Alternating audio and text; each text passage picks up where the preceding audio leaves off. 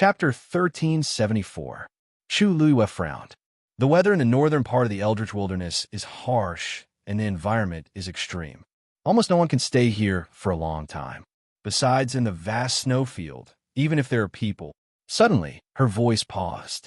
Of course, it was conspicuous in the snowfield, but what if it was underground? The area here was vast and boundless. Who knew what was hidden underground? She still hadn't forgotten about the valley and the tombstone that was hidden underground.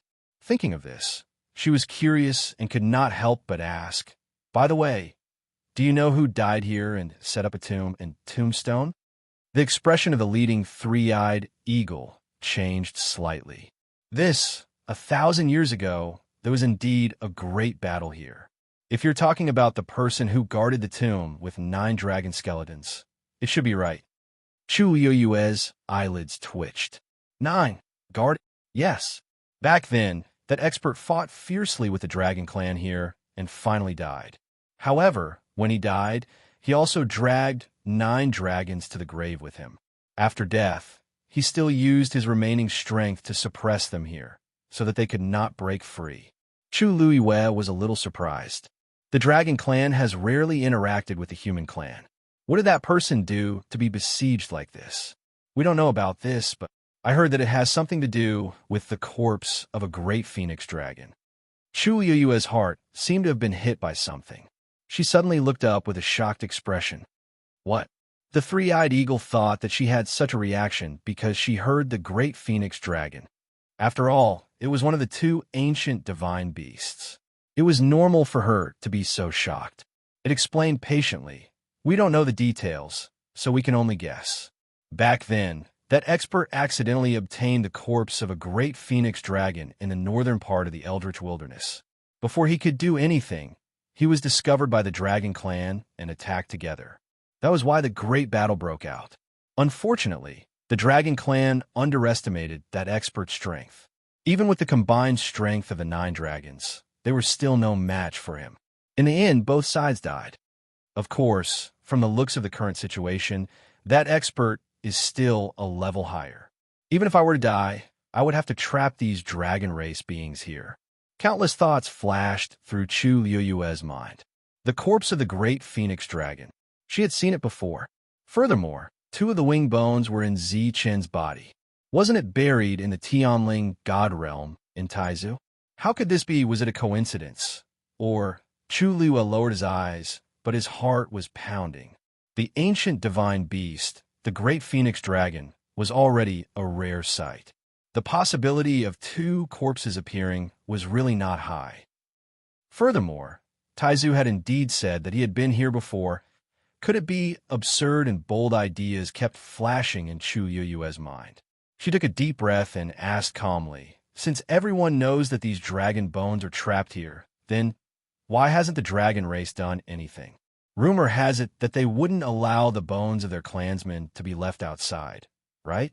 "That's true, but it depends on the situation. These 9 dragon bones have been trapped here for thousands of years. It's not like the dragon race hasn't come here and tried to take them away, but they all failed. In the end, they simply stopped coming. However, from this, it could be seen that the expert back then was indeed very powerful. Otherwise, he wouldn't be so powerful after death." Chu Luiyue's mind was in a mess. She began to call out to Taizu in her heart. However, Taizu seemed to be still in a deep sleep and didn't give her any response. Zichen noticed that Chu Luiyue's expression was a little strange. He thought of the winged bones in his body and guessed something. "Do you want to go back and take a look?" Chu Luiyue pondered for a moment. "Okay." Time passed slowly. The sky gradually darkened. Between heaven and earth, only the faint purple gold barrier was exceptionally eye-catching. It's been so long.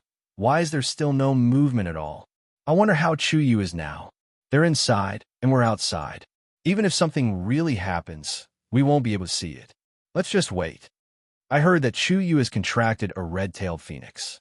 Maybe he can really turn the situation around. I feel that after he was locked in that door, he broke through to the 9th stage in just a few days. It's even more shocking. Such an opportunity is something that others can't even ask for. Fortunately, the heavenly square sacred cauldron didn't fall into his hands. However, that item seems to belong to the three-eyed eagle now. The news that was spread before didn't mention this. I'm afraid we have to investigate this matter carefully. Everyone was discussing animatedly, and many people began to suspect the heavenly square sacred cauldron. Those present were all important existences in the divine ruins world, so they naturally weren't brainless. Now that things had already happened, it wasn't difficult to detect the problem with just a little thought. Now, they all planned to wait for Chuyu to come out before making a decision. On the other hand, Lingxiao College was silent. Chuyu and the others were naturally the most worried about them. Jiang Zhuan stood in an inconspicuous corner behind the crowd, treating her wounds alone. Ignoring the other injuries for the time being, the most serious one was the burn on her arm. Although she had already applied medicine before, it had been such a long time that she should have changed the dressing long ago. However, they had been running back and forth, so they didn't have the time or energy to do this. She slowly removed the gauze, and the wound had already festered. With a gentle tug, it implicated a piece of flesh. Her face was pale from the pain, but she could only grit her teeth and continue. Shure, who was at the side, inadvertently saw this scene, and a trace of ridicule flashed across her eyes. Because Elder Danxing had publicly severed his master-disciple relationship with Jiang Jiwan, the people of Lingxiao College's attitude towards Jiang Jiwan was much worse than before. This wasn't because everyone was flattering the strong and stepping on the weak, but Elder Danxing had always loved this disciple of his. Now that he had suddenly become like this, it was obvious that Jiang Jiwan had done something wrong. He left Jiang Jiwan with the last bit of dignity and didn't expose her in public. However, everyone wasn't stupid, and their attitude towards Jiang Jiwan naturally wasn't any better. So now, no one was even helping her treat her wounds. Moreover, she had already lost most of her things before, and now she didn't even have any useful medicine. She could only reluctantly ask for some medicine from the other elders and apply it on her own. It could be said that she was miserable. You reap what you sow. The white-browed elder followed Shure-Er's gaze and sneered. His voice wasn't loud or soft, but it was enough for Jiang Jiwan to hear clearly. Jiang Jiwan was distracted for a moment and didn't control the strength in her hands well. She directly tore off a large piece of flesh that was stuck to her wound, and it was so painful that her face turned pale. However, no one cared, as if she wasn't here at all. Jiang Jiwan bit her lip. She couldn't go on like this. If something really happened, she would definitely be abandoned by everyone immediately. Suddenly, her eyes lit up and she looked back. Chu had already come out just now, so that door should still be open, right? Mobile users, please browse for a better reading experience from Love Network. Chapter 1375. At that time, everyone's attention was taken away by the sudden appearance of the heavenly square cauldron, but almost no one remembered that the place Chuyu had gone to was also a good place. Otherwise, how could he have broken through from a rank 8 warrior to a rank 9 warrior in just a few days? The heavenly square cauldron was indeed a treasure, but in the end, only one person could obtain it. Not to mention, there was still the troublesome three-eyed eagle clan. Rather than waiting here for an illusory opportunity, it was better to find another way. Perhaps she could also obtain some kind of opportunity from this? Thinking of this, Jiang Jiwan had made up her mind. Anyway, these people no longer cared about her, and were even full of disgust, so what else did she have to worry about? As long as Elder Danxing was still here, she could not stand out. She might as well cut off all means of retreat. As she carefully and slowly bandaged her wounds, she looked around quietly. The sky had already darkened, and the surrounding scenery was gradually blurred. Everyone was staring at the barrier and didn't notice what was happening here. She cautiously moved backward, and her figure quickly and silently disappeared into the crowd. Jiang Jiwan thought that she had done it flawlessly, but she did not know that all her actions had been seen from the beginning. She's still as restless as ever. Shure retracted her gaze and looked lazy. Second young mistress indeed has foresight. The white-browed old man asked in a low voice. Why don't I? She doesn't need us to worry about her anymore, and there's no need to trouble you. Sure, Rueyo smiled. Although her lips were pale, her aura had recovered a lot. I don't need to think to know where she went. I like to see what kind of waves she can stir up. Yes. The night was dark. Jiang Jiwan relied on her previous memories and barely managed to return to the canyon. At this moment, the 9 dragon skeletons were quiet for some reason and just stood there. It was a little creepy in the night. Jiang Jiwan stuck her head out and looked down. She could barely see the outline of some gravel here, and the door was still open. However, it was dark inside and nothing could be seen. I guess I still have to go down. Jiang Jiwan took a deep breath and jumped down. As soon as she landed, Jiang Jiwan sensed that something was wrong. It was unknown when the heat in the canyon had dissipated. At this moment, she was standing not far from the door, but the heat from before had completely faded away. It even felt a little cold. She cautiously looked inside. Unfortunately, standing here, he still couldn't see anything. The cut on the door was sharp and neat. It was enough to show the strength of the person who wielded the sword and the sharpness of the sword. Jiang Jiwan could not suppress the jealousy in her heart. She knew that it was impossible for her to leave such a mark on the door with her own strength. But Chuyu could. Even though he was only a 9th stage warrior, his strength had long exceeded everyone's expectations. And that sword, one look, and one could tell that it was no ordinary object. Why was he the only one who got all the good things? Jiang Jiwan was furious. She gritted her teeth and finally walked forward. Since Chuyu could obtain an opportunity here, then why couldn't she? In just a short distance of a dozen steps, Jiang Jiwan quickly arrived in front of the door. She paused and hesitated for a moment in front of the door. Then, she peeked inside through the hole in the door. It was dark, and there seemed to be a stream of light flashing past. But she couldn't tell what it was. She thought for a moment and finally stepped in. At the same time, the purple gold barrier finally dissipated. They turned into countless leaves again and flew back to the branches, still swaying. The commotion caused the hearts of all the spectators to tremble, and they hurriedly focused their gazes over. In the night, the purple gold Bodhi tree emitted a faint glow, outlining a slender figure. It was Chu Lue. Countless pairs of eyes fell on her face. The sparkling light made her porcelain-white face look as clear as jade. Her pair of black, jade-like eyes were as bright as stars. As her eyes moved, there seemed to be a flash of brilliance. Chuyu, Elder Huafeng shouted in surprise. Everyone saw the youth look up, and then the corners of his lips curled up into a smile. In this deep and quiet night, he was like a pearl quietly blooming, dazzling. Everyone fell silent. It was clearly an ordinary and delicate face, but for some reason, because of this smile, it became lively. Chu Lue walked towards Lingxiao College. Elder Huafeng hurriedly pulled him to take a look. How are you? Are you injured? Did those 3-eyed eagles make things difficult for you? Chu Lue smiled. I'm fine. Don't worry. Only then did Elder Huafeng feel relieved. That was true. With the crimson gold heavenly phoenix around, those guys probably wouldn't do anything to him. Chu Lue looked at his expression and basically guessed what he was thinking. The smile on her lips deepened. Actually, she didn't use this trump card. With Zichen around, wasn't it more suitable for her to appear than Dumpling?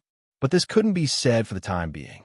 Noticing the scrutinizing gazes around her, Chu Lue smiled in a seemingly unintentional manner. I asked the red-tailed phoenix to chat with them and explained everything clearly, so they didn't make things difficult for me. All right, there's also senior sister, Shirue, Er's contracted magical beasts. They finally agreed to return them. Everyone's expressions suddenly became strange. Why did everything seem so easy when it came out of Chu Yu's mouth? Mobile users, please browse and read. A better reading experience comes from the Love Network. Chapter 1376. That was the legendary 3-eyed eagle clan. Since when did they become so easy to talk to? For the sake of the red-tailed phoenix, they didn't touch Chu Yu, but they actually agreed to release Shiru Er's contracted beast. Wasn't this too unbelievable? Even Shirue was shocked. She didn't care about her injured leg and limped over. The white-browed elder hurriedly supported her from the side, afraid that she would accidentally fall. Chuyu, is what you said true?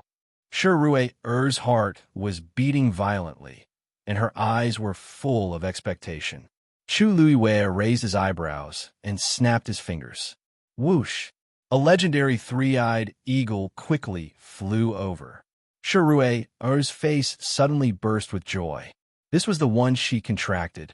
The legendary three-eyed eagle hovered above Shirue-er's head for a moment and looked at her apologetically. In fact, after the contract, Shirue had been very good to it. It would be a lie to say that it didn't have any feelings for it.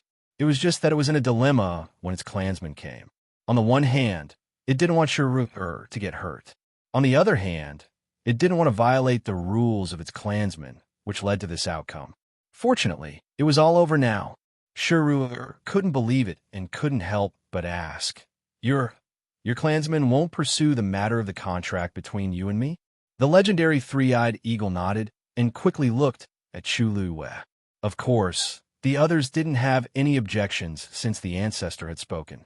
Not to mention, the ancestor had already contracted with a human. It quickly returned to Shirue-er's body. Shirue-er was overjoyed and looked at Chu Luiwei with gratitude. Chuyu, I really don't know how to thank you. Although Chuyu didn't say much, she knew that he must have helped a lot. Although she didn't know how he persuaded the legendary three-eyed eagle clan, but it was really too good. This legendary three-eyed eagle was given to her by her father, and she had always treasured it. She originally thought that she was at the end of her rope, but who knew that there was a light at the end of the tunnel? Seeing your sister, you're welcome. It was willing to follow you anyway. Chu Luiwei smiled. The legendary three-eyed eagle is arrogant, but it's also loyal and righteous. As long as you treat it well, you won't have to worry about other problems in the future. Did this mean that he had already convinced the legendary three-eyed eagle clan? Shirue-er was shocked. With so many people present, all of them were reputable figures in the Divine Ruins world. Even if they went legendary three-eyed eagle, they wouldn't. After all, the legendary three-eyed eagle clan's eagle-re-eyed eagle clan Chu's legendary Chu Suit. What to her S is Y? SSST. Chu Luiwei turned a blind eye to their gazes and turned around. The purple gold Bodhi tree stood there quietly. It didn't continue to grow, but it didn't hide either. The legendary three-eyed eagles that had appeared earlier all returned to the tree the moment she came out.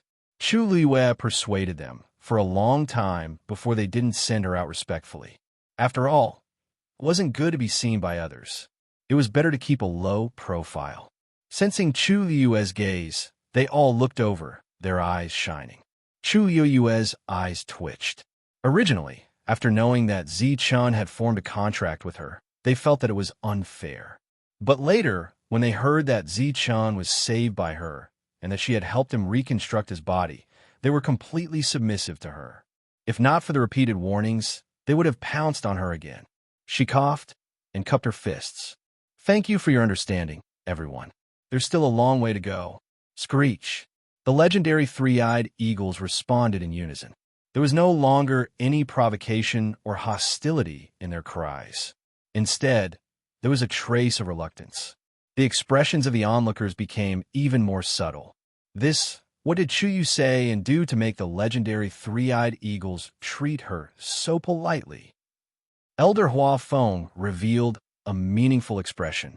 The crimson gold heavenly phoenix is indeed powerful. Elder, I suddenly remembered that I left some things in the tomb. I'm afraid I have to go back and get them. Elder Hua Feng was stunned. Tomb? What tomb? Chu Luiwei paused and explained. It's the place where I was locked up. The surroundings fell silent. Everyone's attention was immediately drawn over. Hearing Chu Luiwei's words, many people were surprised. Tomb? So that place is actually... All right then, we'll go back and get it together. Elder Hua Feng didn't want Chu Luiwei to go alone anymore, so he wanted to follow her no matter what. Chu Luiwei couldn't refuse and could only agree in the end. She lifted her foot and walked forward. Jean D and the others looked at each other and frowned. However, before they could speak, Chu Luiyue stopped and looked back. She raised her eyebrows slightly and said with a faint smile, "By the way, there's something I forgot to tell everyone. The heavenly square cauldron that appeared before is fake.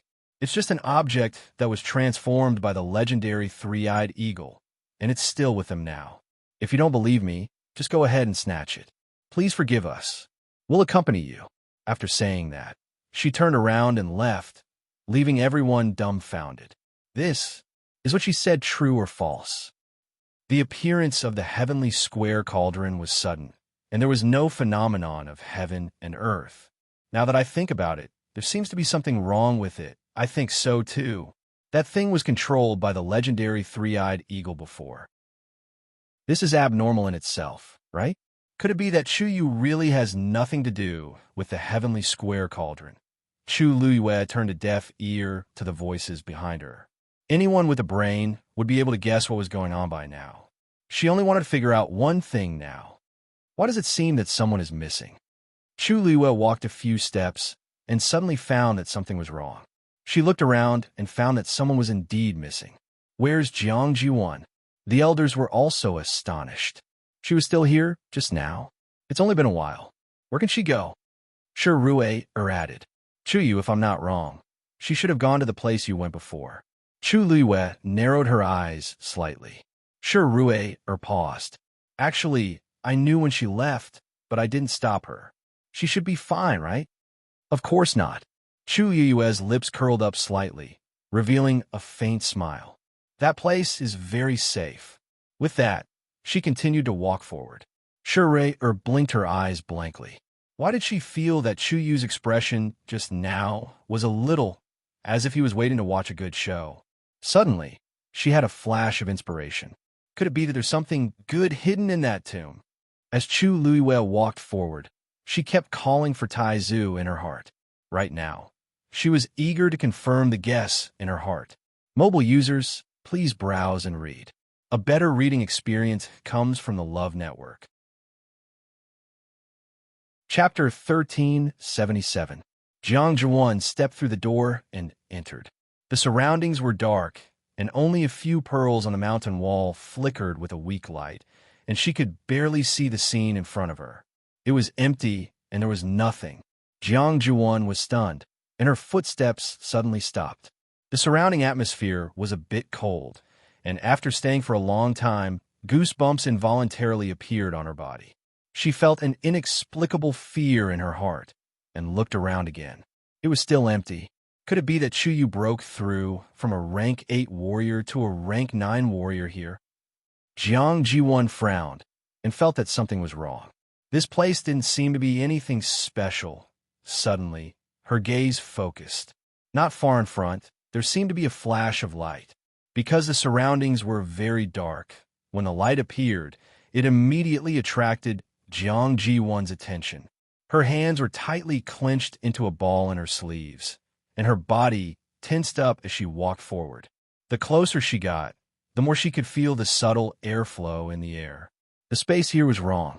Many thoughts flashed through her mind quickly. The surrounding air gradually became sticky, and even gradually became laborious. Not long after, she was shocked to find that the force in her body was rapidly depleting. After going through so much, she didn't have much strength left, and now it was almost exhausted. She hesitated in her heart and wanted to leave, but was afraid that she would miss something. In the end, she could only brace herself and continue forward. Fortunately, she was getting closer and closer to the flickering light. After shortening the distance, she finally saw the thing clearly. She was slightly stunned. That was because the thing that was shining with a faint glow was actually just a shattered piece of rock. This stone was completely black, and it was only the size of a fingernail, and it was quietly suspended in midair. When it rotated gently, it would reflect an extremely faint but gorgeous light. What she saw just now was this. Other than that, this stone was nothing out of the ordinary. There wasn't even a trace of energy fluctuation. Jiang Jiwan slowly frowned. What the hell? How could Chu Yu be able to devour the energy of heaven and earth to break through here? But she only saw this mess. She gritted her teeth and unwillingly grabbed the stone in her hand. It was hot to the touch. Jiang Juan threw the stone away and hurriedly looked at her palm. There was already a burn wound on it. Bang! The small stone was thrown to the ground and rolled some distance away. Jiang Juan. A clear and bright voice came from behind. Jiang Juan was startled and quickly looked back.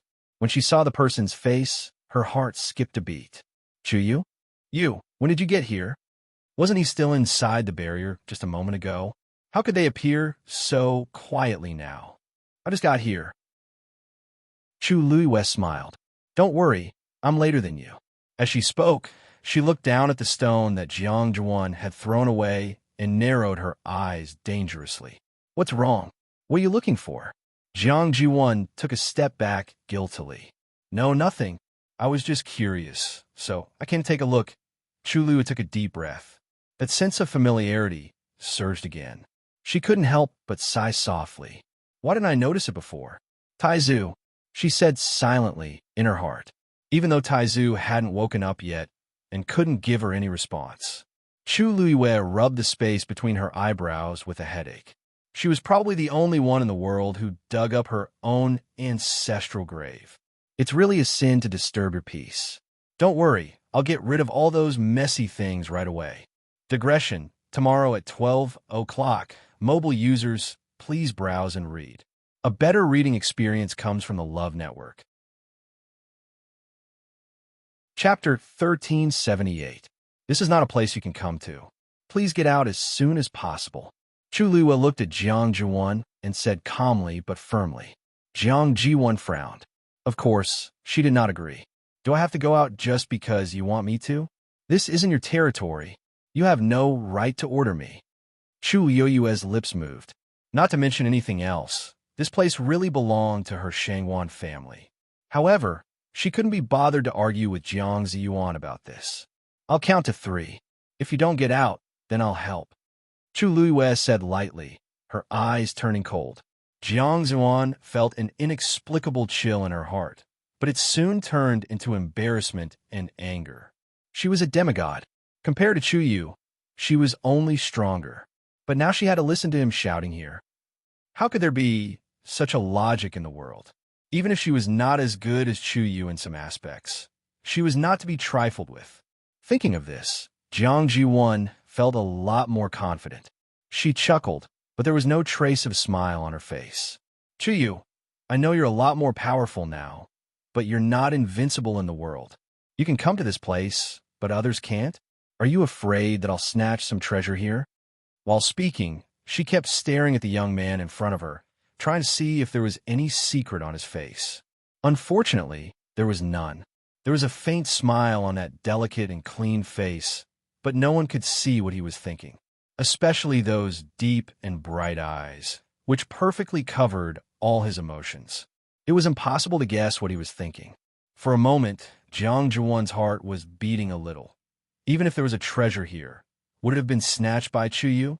Chu Luiwei just looked at her quietly, the corners of her mouth slightly raised, and she sneered in her heart. It seemed that the experience in the northern region of the wilderness had exhausted Jiang Zhiwan. Now, all her emotions were clearly written on her face, for fear that others could not see it. Even if she wanted a treasure, it was not like this. 1. Chu Luiwei raised a finger. Jiang Zhiwan's heart skipped a beat, but she also felt a little disgusted. This Chu Yu really took himself quite seriously. She turned around and continued to search for something in the empty space. It was clear that she did not intend to pay any attention to Chu Luiwei. Chu Luiwei raised his eyebrows. 2. Jiang Zhiwan turned a deaf ear to him. Many thoughts flashed through his mind. There were only 2 possibilities for a cultivator to break through consecutively in just a few days. Either that, or he had suddenly obtained an inheritance, which had led to a rapid increase in his cultivation. Either that, or the flow of time in the place he was in was different from the outside world. So in a very short period of time, he was able to achieve results that would take others months or even years to achieve. Judging from the strange sensations around us, it seems to be the second kind. 3. Chu Liwei opened his red lips slightly and spat out this word coldly. Looking at Jiang Zhuan, who was walking freely inside and did not take her words to heart, Chu Liwei smiled slightly. Since she was stubborn, there was no need to show mercy. Bang! Elder Huafeng and the others had just rushed over. Before they could say anything, they saw a figure fly out of the door and fall heavily to the ground. Pooh! Jiang Zhuan suddenly spat out a mouthful of blood. Her face was pale.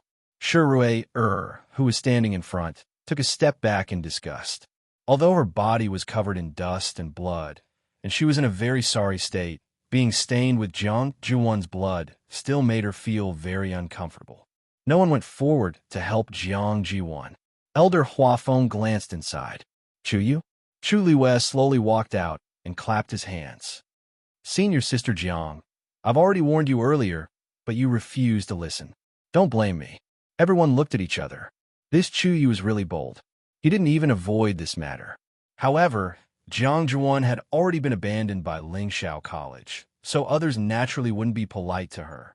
When Jiang Zhuan heard this, she was so angry that her internal organs churned, and she almost couldn't breathe. Chu Yu, don't go too far. This place doesn't belong to you. You have no right to treat me like this. Chu Liwei glanced at her lazily. Senior Sister Jiang, don't you understand the principle of the strong being respected? If you want to stay, it's very simple. Just come in, as long as you can stay. After Chu Liwei finished speaking, he raised his eyebrows slightly and said to Elder Huafeng and the others, Elder, I still have some things to deal with, so I'll go in first. I'll have to trouble you and everyone to wait for a moment.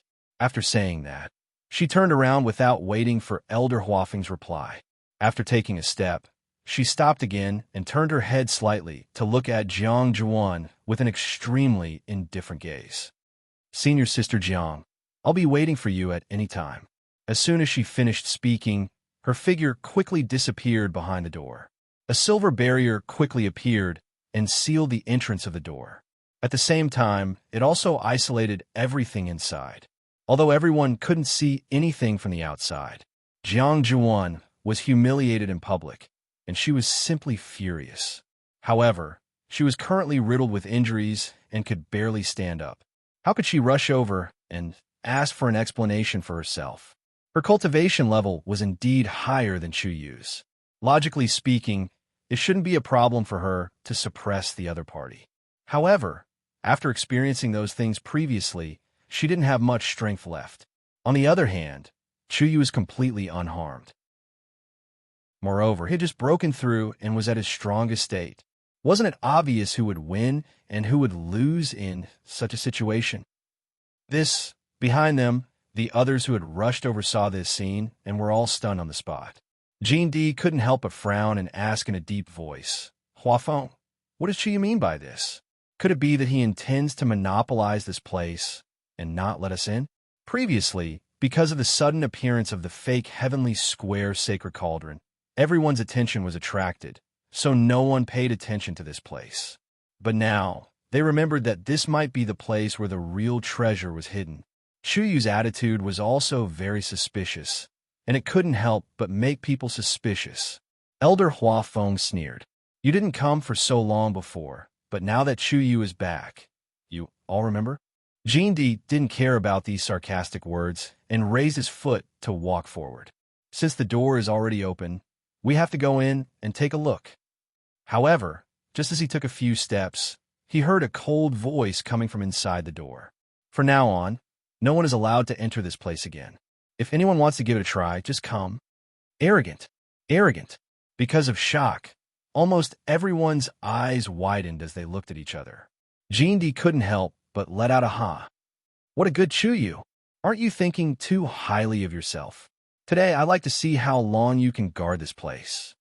As he spoke, he waved his arm and a golden spear appeared in his hand. Chi! The spear pierced through the air. Mobile users, please browse and read. A better reading experience comes from the Love Network. Chapter 1379. Jean D threw the spear directly at the broken hole in the door. His previous experience told him that this door was not so easy to deal with. To be on the safe side, he still chose the easiest position to break through. But soon, he found that his idea was really childish and ridiculous. That was because the gun was stopped 3 steps away from the door by the tyrannical aura from above. It was firmly blocked outside. Jindi's face changed. He quickly stepped forward, grabbed the handle of the spear, and stabbed forward with all his strength. Nothing moved. There seemed to be an invisible iron wall in front of him, isolating everything easily. He tried his best, but he still couldn't even leave a ripple. It was ridiculous. Jindi's face flushed red. He was angry, cunning. He tried twice and found that he couldn't continue, so he simply chose to give up. He turned around and shouted angrily at Elder Huafeng. Huafeng, is this how Lingxiao College teaches students? Elder Huafeng raised his eyebrows high, and his expression became a little strange. He looked at the huge hole in the door that was still extremely sturdy, then looked at Jindi, who was flustered and exasperated, and curled his lips. Jindi, it seems to be your fault that you can't get in, right? He didn't have the ability, but he still wanted to push the blame to others. Moreover, the other party was a youth. What was this? Wasn't that a little too shameless? Although the remaining 2 sentences were not said, Elder Huafeng's eyes and expression had already surpassed all words. Jindi's eyes were wide open, and there seemed to be 2 balls of burning anger in his eyes. His chest rose and fell violently. You, Huafeng, don't go too far. Are we the ones who are going too far? Elder Huafeng simply found a stone to lean against, crossed his arms, and looked relaxed. We're not stopping you. What do you want to do? Just do it directly. As he spoke, he seemed to think that it was not enough, and he waved at the crowd beside him. Everyone of Lingxiao College, listen up, rest here. If anyone still wants to break through the door, we don't need to pay attention to them. Just watch from the side. Everyone responded in unison, yes. Jindi was so angry that his lungs were about to explode. Watch from the side? Wasn't it obvious that they wanted to see him make a fool of himself? However, he just couldn't open the door, even if there was a huge hole in it. What a great humiliation. Golden Flute took back his spear and spat on the ground. He didn't turn around and leave. Instead, he just stood there and stared at the flickering barrier. There must be something wrong here. No matter what, he was still a dignified high god powerhouse. How could he be so easily stopped by the barrier of a 9th-stage warrior? The rest of the onlookers were originally a little restless, but after seeing his series of circumstances, they all settled down and decided to wait and see. Thus, for various reasons, the area in front of the door quickly quieted down. Other than the strange atmosphere, everything else was normal. Elder Huafeng sneered and closed his eyes. It had always been Chu Yu taking advantage of others. He had never seen anyone being able to get anything back from Chu Yu. To deal with him. How rare. Just look at how ugly Jindi's face was. How refreshing. Thinking of this, Elder Huafeng inexplicably felt a little proud in his heart. The students of Lingxiao College were indeed extraordinary.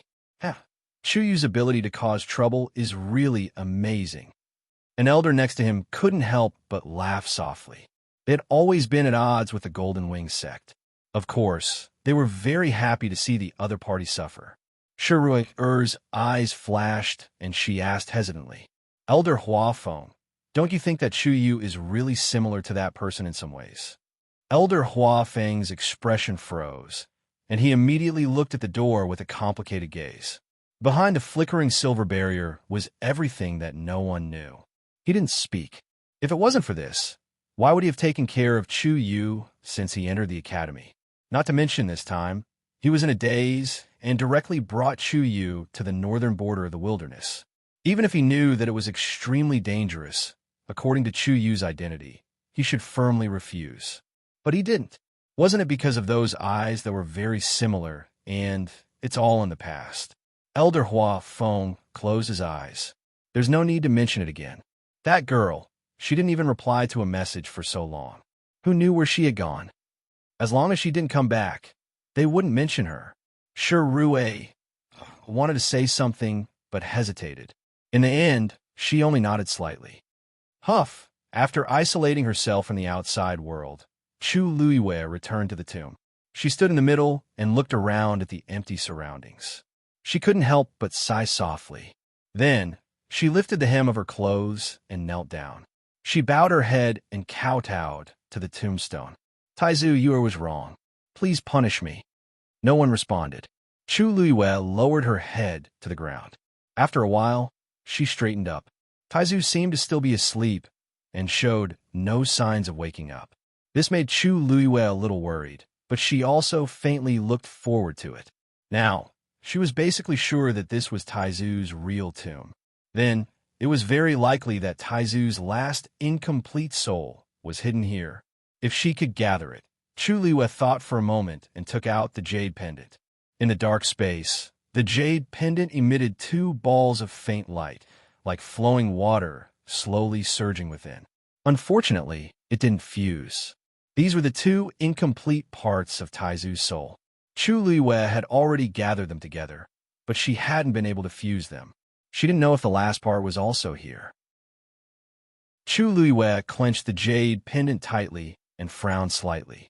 According to the legendary three-eyed eagle, the great ancestor had fought fiercely against the 9 giant dragons by himself back then. Even the most inferior bloodline of the dragon race was more than enough to deal with the human race. Taizu could fight 9 dragons alone and even use 9 dragon bones to suppress his tomb in the end. Then, how strong was he back then? Why did the incomplete soul in the Tianling god realm always think that it was still stuck at the demigod realm and couldn't break through? Also, Taizu was so familiar with the primordial north region. What did he do here back then? Taizu, wake up quickly. Chu Luiwei closed her eyes, clasped her hands in front of her, and prayed silently. Now, she only hoped that Taizu would be safe. She didn't know if the broken tombstone would affect Taizu. Chu Luiwei felt guilty at the thought of this. Hopefully that tombstone, boom. A loud sound suddenly came from the mountain wall above her head. The entire tomb trembled violently. Chu Luiwei suddenly stood up. A cold and gloomy aura was rapidly approaching. Her heart trembled. It's coming with ill intentions. Mobile users, please browse and read. A better reading experience comes from Love Network. Chapter 1380. The people waiting outside were even more shocked than Chu Luiwei. Most of them were thinking about how to choose. Should they continue to wait patiently or think of a way to break in? In fact, everyone was ready to make a move, but what happened before was enough to calm them down and strive to find the best solution. However, no one had expected that before they could think of anything, someone had already barged in and made a move first. In the sky above, several figures in black robes attacked, and directly attacked the people below. Elder Hua Feng tapped the ground with the tip of his foot and quickly flew up. Who are you? There were about 7 or 8 people on the other side. All of them had their faces covered. However, the aura on their bodies was very strong. All of them were high gods, especially the man at the front. His figure was a little bent, and he seemed to be an old man. His aura was obscure, and it was impossible to see his strength at all. Elder Hua Feng's heart sank. The other party had just broken in directly. They were probably prepared. These people didn't pay any attention to Elder Hua Feng. They just kept attacking downwards, as if they wanted to collapse the entire tomb. Gotcha! A huge crack appeared on the stone at the top. You! Elder Hua Feng's expression changed. Before he could say anything, he saw a figure rushing out from below. Slender and agile, it was Chu Luiwei. Chu Luiwei gently nodded at Elder Hua Feng. Elder Hua Feng hesitated for a moment and took a few steps back, but his heart was still full of worry. He stared at the 2 sides in front of him without blinking. Chu Luiwei stood in the air, facing the other party from a distance. She quickly glanced at the other party and found that she didn't know these people. However, the chilling aura on their bodies was somewhat familiar. Chu Luiwei narrowed her eyes and suddenly smiled. May I know everyone's names? And why have you all come here? The leading old man's voice was cold and indifferent. My master wants to see you. Chu Luiwei was stunned at first, but then she raised her eyebrows slightly. Who is your master? If you want to see me, you have to tell me your identity, right? You don't have the right to ask. The old man didn't seem to put Chu Luiwei in his eyes at all. Every word he said could not be disobeyed. Just come with us. Otherwise, everyone here will pay the price for your choice. The old man's tone was flat, as if he was just stating an ordinary matter. Chu Luiwei frowned slightly. Taizu was now at a critical juncture. If she left, she didn't know what would happen. However, the old man's second sentence quickly made Chu Luiwei change his mind. Don't worry, one of your old acquaintances is also here. You haven't seen each other for a long time. It's time to visit him. Chu Luiwei clenched his fists. Who? The old man gave her a meaningful look. Mu Qinghe. Chu Luiwei immediately said, I'll go with you. Chu Yu. Elder Huafeng was shocked and hurriedly tried to dissuade him. Chu Yu, think twice. These people were obviously not good people. Wouldn't it be dangerous to go with them? At that time, it would be difficult to escape. Chu Luiwei shook her head gently. Elder Huafeng, I have to go this time. Don't worry, I know what to do. Seeing her determined attitude, Elder Huafeng opened his mouth, but in the end, he could only shake his head and sigh. Who exactly was that Mu Qinghe? When Chu Yu heard this name, his expression changed. He even ignored the danger and wanted to leave with them. If something were to happen to him, Chu Luiwei looked at the old man. Let's go. The few of them surrounded Chu Luiwei and flew towards the depths of the northern region of the primordial world. Their figures quickly disappeared from everyone's sight. When they were sure that they could no longer be seen, the onlookers looked at Elder Huafeng and the others with subtle expressions. Which family was that just now? I can't tell, but he's not weak, especially the one who spoke. I'm afraid that not many of us here are his match. But he doesn't seem to be from the aristocratic families of the Divine Ruins world. Why did they call Chu Yu away? They even said that they were meeting an old friend. Who is that Mu Qinghe? Everyone discussed animatedly, but they were all confused. Shure looked at Elder Huafeng and couldn't help but ask in a low voice. Elder, are we really just going to watch? What if Chu Yu? He's obviously not a match for those people. What if something happened to him if he followed him? Elder Huafeng closed his eyes. Chu Yu means that we shouldn't follow him. He might have other plans, but his strength is limited, and he's alone. What other plans can he have? Shure frowned. Chu Yu had saved her before, so she had always been very grateful to him. She absolutely couldn't bear to see anything happen to him. Elder Huafeng was about to say something when he suddenly felt something. He flipped his palm and took out a green jade token. This was Elder Bo Yan's. The light spot on it suddenly burst out with a dazzling light. A powerful summon came from it. Elder Huafeng was surprised and happy. Bo Yan is looking for us. Hearing this, everyone from Lingxiao College rushed over. The expressions of the elders were especially tense. Really? Don't make a mistake like last time, right? After all, they had already suffered a loss once. Elder Huafeng clenched the green jade token in his hand. No, it's true this time, because this was a signal that would only be sent out when the owner of the green jade token was in danger of life and death. Bo Yan and the other situation was not optimistic. As soon as these words were said, everyone looked at each other and fell silent. Then on one side was Chu Yu, and on the other side was Bo Yan and the others. It was really difficult to choose. Elder Huafeng clenched his fists. After thinking for a long time, he finally gritted his teeth and made up his mind. Let's go find Bo Yan and the others first. As for Chu Yu, since he dared to go, he must have the confidence to come back. Moreover, those people who had appeared just now were very powerful. Only by finding the other people in the college would they have a chance of winning. If they rashly went now, it would be useless. After making the decision, the people of Lingxiao College quickly gathered and left together without any reluctance. The remaining people, Jean D and the others, were stunned. They all left just like that? First, Chu Yu was taken away, and then the people of Lingxiao College quickly left. Did they really not want to stay here anymore? He couldn't help but look at the huge tomb, but he was shocked to find that the silver barrier was still there. He gritted his teeth and looked at the crowd. Everyone, who else wants to go in? Please take a step forward. Let's do it together. If we find any treasures inside, will split them equally. What do you think? Mobile users, please browse and read.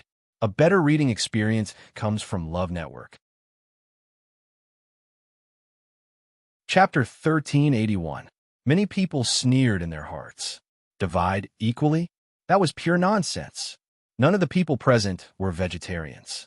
If they really saw the treasure, how could they obediently wait for it to be divided equally? When the time came, they would definitely fight. They might even fight to the death. However, judging from Chuyu's attitude earlier, there might really be something here. It was not impossible to work together to break this barrier first. I'll do it. I'll do it too. Almost everyone expressed their agreement one after another. Therefore, after a short discussion, everyone present began to work together. They tried their best to break that barrier. Chu Luiyue, who had already gone far away, turned back to take a look. Even though she couldn't see anything here, she could roughly guess what the situation was on the other side of the tomb. She only hoped that the barrier left behind by Taizu was strong enough to hold on for a while. It's right in front, the old man in the lead said indifferently. Chu Yue's heart skipped a beat. She immediately retracted her gaze and looked forward. It was a snowfield.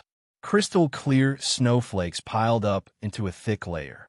It was the darkest time of the night. Even the ice and snow looked much colder than during the day. She stood still with the few people in front of her. Then, the old man stepped forward alone. Chu Luiyue stood behind him. She could only see his hands dancing. Soon, the snow on the ground quickly melted. A large open space was revealed. She looked over, and her heart seemed to be tightly gripped by something. With just a glance, she could tell that there was another mystery under the ground. Sure enough, the old man flew down and knocked twice on the ground. Click! With an extremely soft sound, an entrance appeared on the ground. It was pitch black, and nothing could be seen. There was a trace of heart-palpitating coldness. No one knew what was down there. Please. The old man turned around and glanced at Chu Luiyue extremely coldly. Miss Shangwan. Chu Yue's heart skipped a beat. As expected, when they said mooching his name, she guessed that they already knew her identity. This was also the reason why she had chosen to follow him.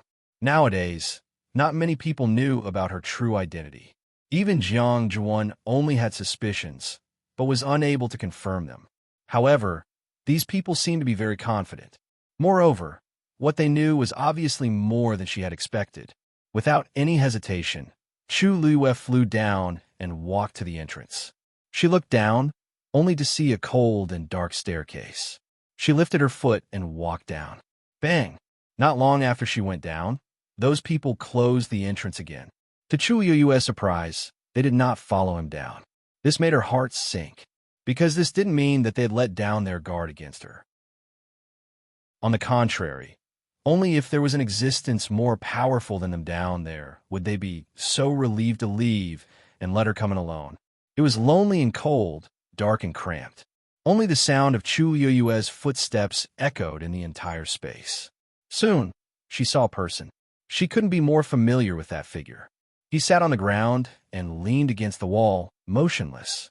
His hands and feet were chained, and he was locked in that small space. His clothes were a little disheveled and stained with blood. His breathing was weak, and he looked very miserable. If it weren't for the slight rise and fall of his chest, Chu Luiyue would have thought that he was dead. Mu Qinghe. She paused for a moment and spoke softly. Hearing her voice, the man, who had his head lowered, finally moved. He looked up hesitantly. When he saw Chu Luiyue, a trace of confusion flashed across his eyes. But soon, he recognized Chu Luiyue's identity. His pale and cracked lips trembled slightly, as if there were many things he wanted to say. But in the end, he just lowered his eyes again. Greetings, Your Highness. Chu Luiyue walked down the stairs and stood there for a long while, looking at Mu Qinghe. If it weren't for his response, she wouldn't have dared to confirm that this emaciated and haggard man in front of her was the high-spirited and proud Mu Qinghe who had followed her for many years. Somehow, when she saw this scene, she felt as if her heart had been hit by something, and she felt a little sour. She didn't know if it was for him or for herself. In the past, they had fought side by side, but today, it was as if they were facing each other with swords. Chu Luiyue took a deep breath and looked around. Then, she focused her gaze. Right in the middle, there was a huge bronze mirror. The appearance of the copper mirror was extremely familiar. She stared at it for a few seconds, and suddenly, an idea flashed across her mind. This was exactly the same bronze mirror she saw in the Crown Prince's study in the Beiming dynasty. Shang Wanyu. A low and hoarse voice suddenly came from the bronze mirror. Chu Yueyue's eyes moved slightly, and the corners of her lips lifted slightly. At this time, Your Highness still won't show your true self. The other party chuckled. It seems that you're very curious about me. Chu Yueyue's smile deepened. Mu Qinghe is actually one of your people, right? If I'm not wrong, Jiang Yuqing seems to be of the same status. You're as smart as before. The other party chose to admit it openly. Obviously, he was very confident and wasn't afraid of Chu Luiyue causing any trouble here.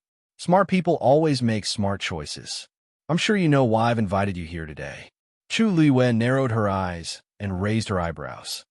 Sorry, I don't know. Please enlighten me. Mobile users, please browse and read. A better reading experience comes from the Love Network.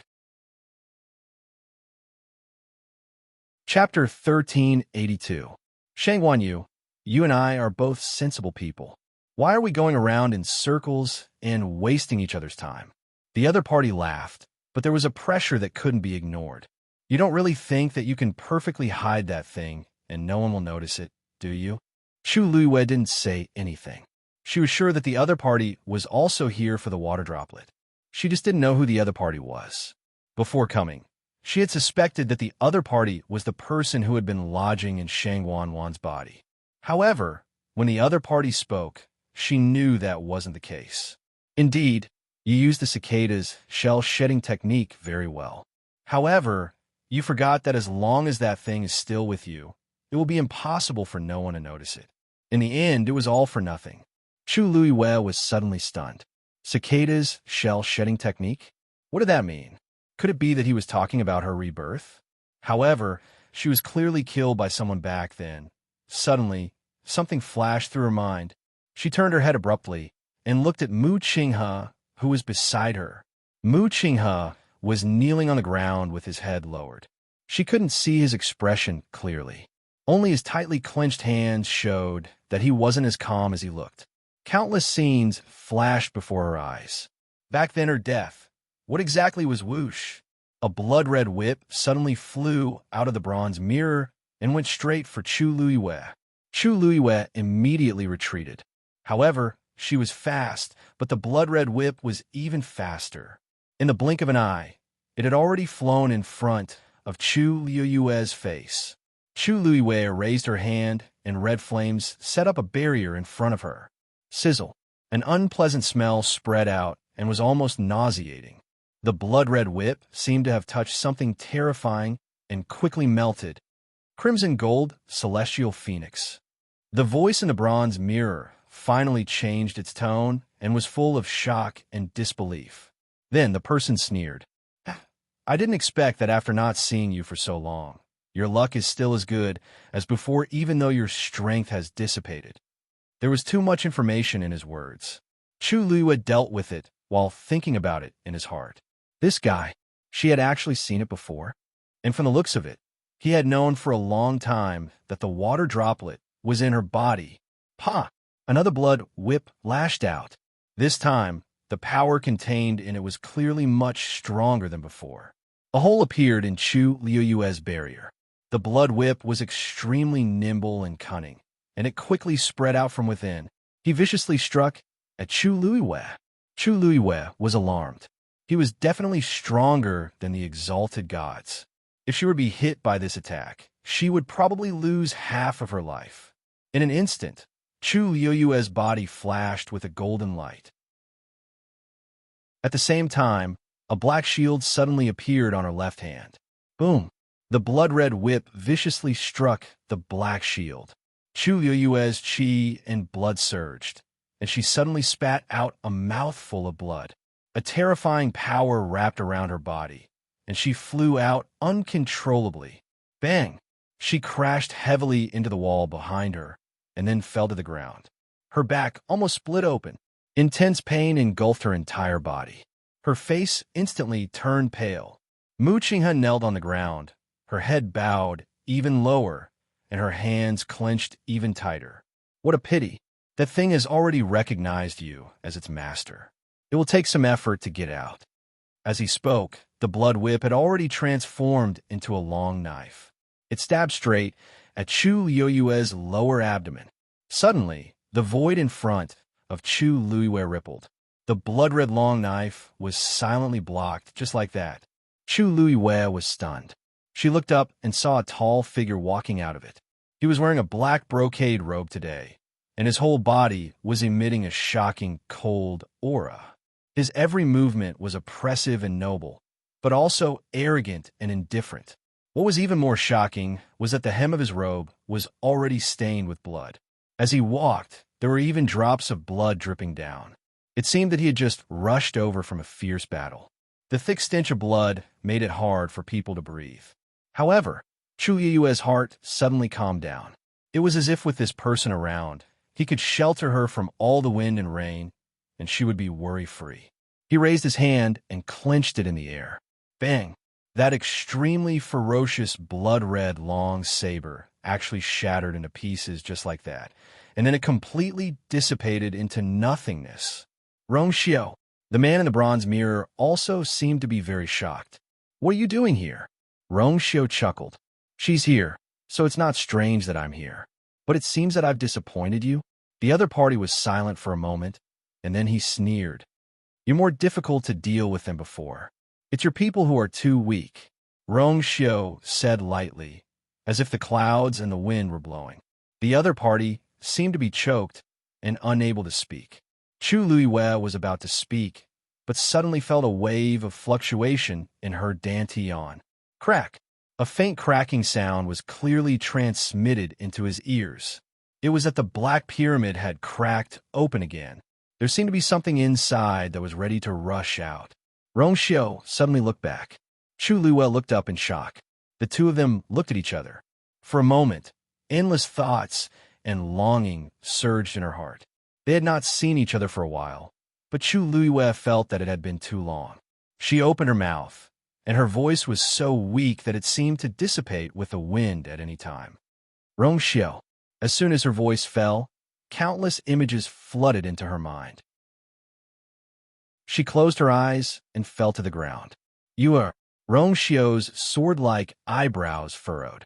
His figure flashed, and he quickly rushed over and took her into his arms. Digression. Tomorrow at 12 o'clock, mobile users, please browse for a better reading experience from Love Network. Chapter 1383. Smack! Several blood whips came from behind him. Like sharp claws and teeth, they surrounded Rongxiao completely. Rongxiao held her tightly in his arms and suddenly turned around. A murderous intent flashed in his cold and dark eyes. Vaguely, there seemed to be golden flames burning. Boom! A barrier formed by golden flames appeared in front of him. It blocked all the blood whips. The two forces collided fiercely. Rongxiao's shoulders sank, and his feet sank half an inch into the ground.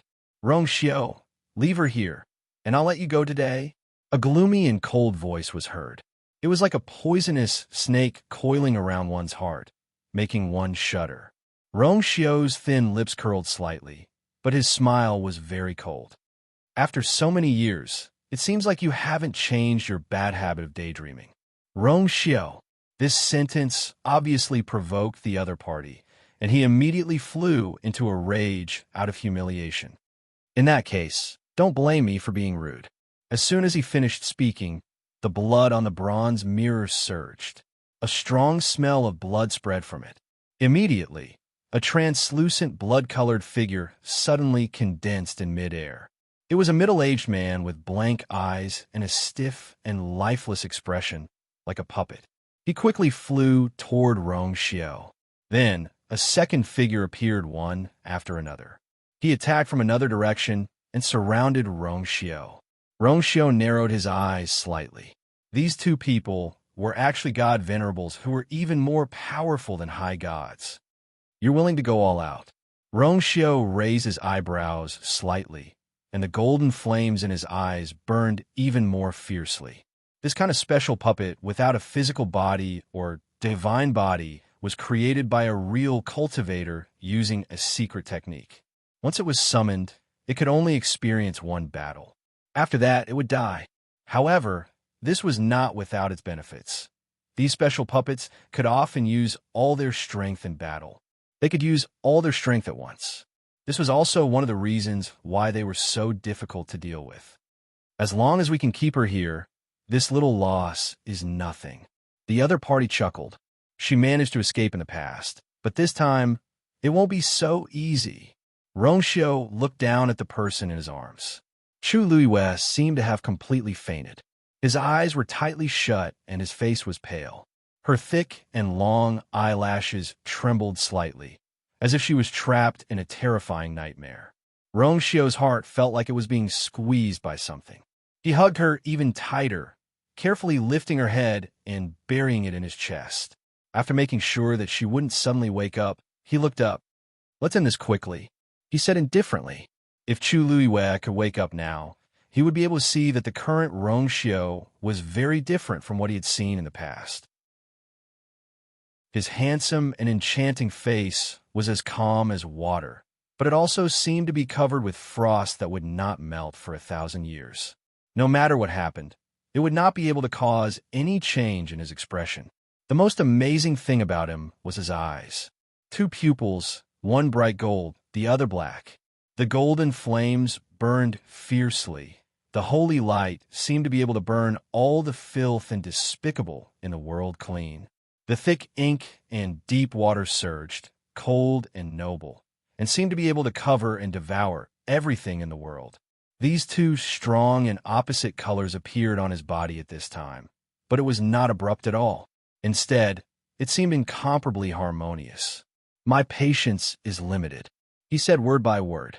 The cold voice echoed in the entire space, like a saint's ruling. "Bah, what the hell is this place? We've been busy for so long, but there's still no sign of it breaking." In the canyon, everyone gathered here. After several attempts, the silver barrier still did not move. Finally, someone could not help but curse. "That Chuyu is just a rank 9 warrior, and he can enter and exit freely. Instead, so many of us working together is useless. What the hell?" As soon as these words came out, the faces of everyone present turned ugly. Which one of them was not much stronger than Chuyu, but no matter how hard they tried, they still could not open this barrier. If no one could enter, they would be fine. But there was a Chuyu in front of them who could enter and exit at will. With such a comparison, who would feel good in their hearts? The people of Lingxiao College are really cunning. They left just like that. If Hua Feng and the others were still here, they would definitely go and ask for an explanation. Bang! Jean D stabbed the spear in his hand into the ground. The stone was hard, and this directly shook his hand until it went numb. This made his already unhappy mood even worse. There must be something wrong with this place. And that Chuyu, he's not a simple person. At the beginning, he only thought that the other party was an ordinary youth and did not put him in his eyes at all. Now, it seemed that he was completely wrong. If he was really ordinary, he would not have been able to snatch the treasure from Jean Lei, and he would not have caused Jean Lei's death. Jean D slapped his forehead heavily. Why didn't he think of this before? I think it's not a good idea for us to continue like this. Why don't we wait for Chuyu to come back and let him open the barrier directly?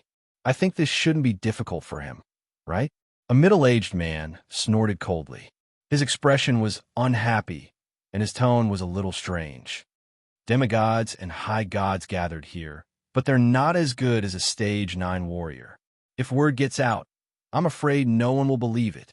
Enough. What's the use of saying this now? Besides, Chuyu has already been taken away.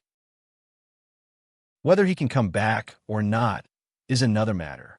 By the way, speaking of this, do you know the identity of the group of people who took him away before? Everyone shook their heads, indicating that they did not know. Jean D sneered. I don't know their origins, but I can see that the old man in the lead is a real god.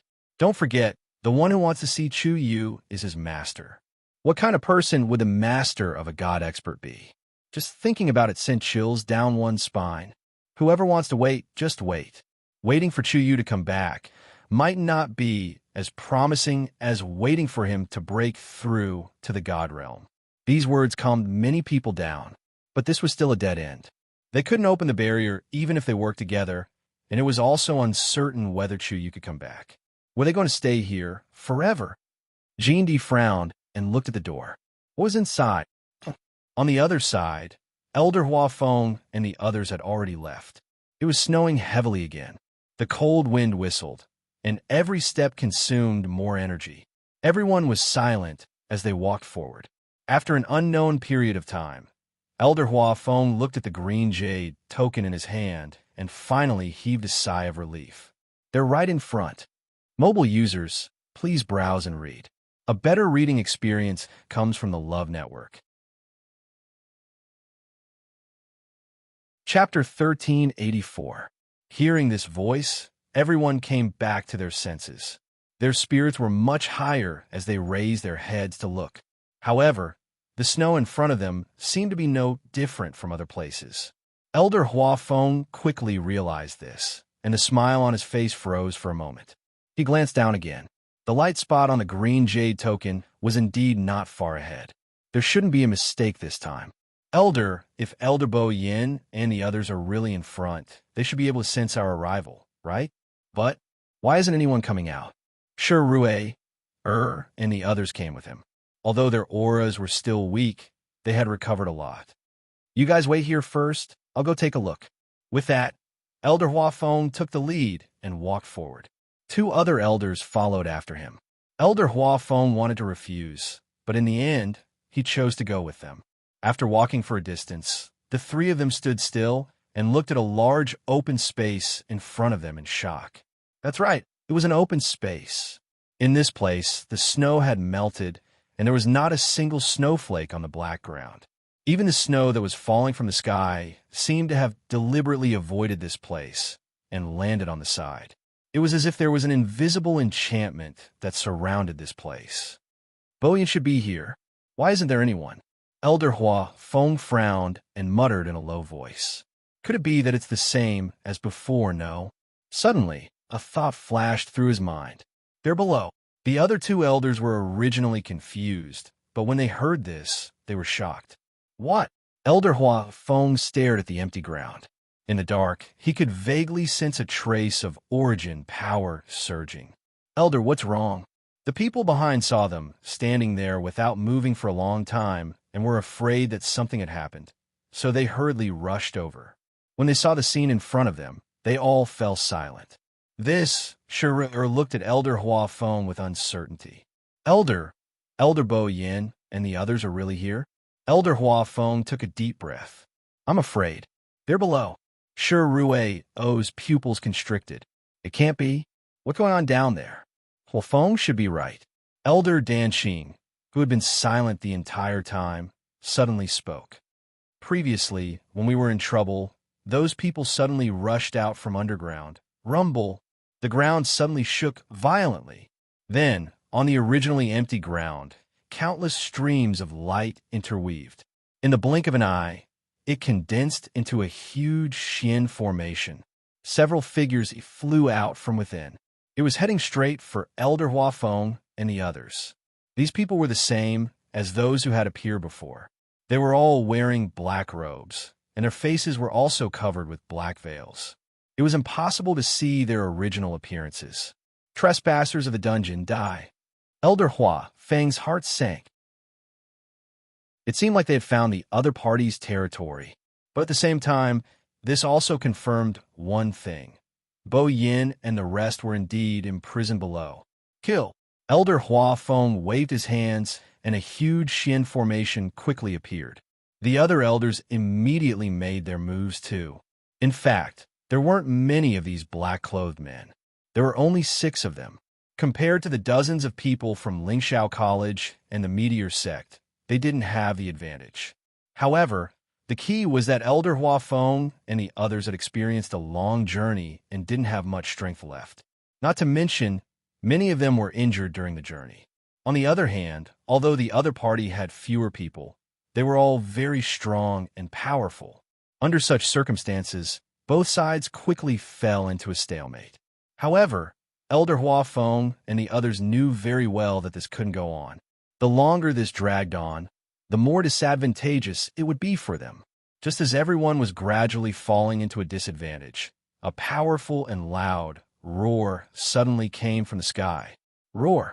This voice contained an extremely powerful aura and immediately attracted everyone's attention. Everyone raised their heads to look.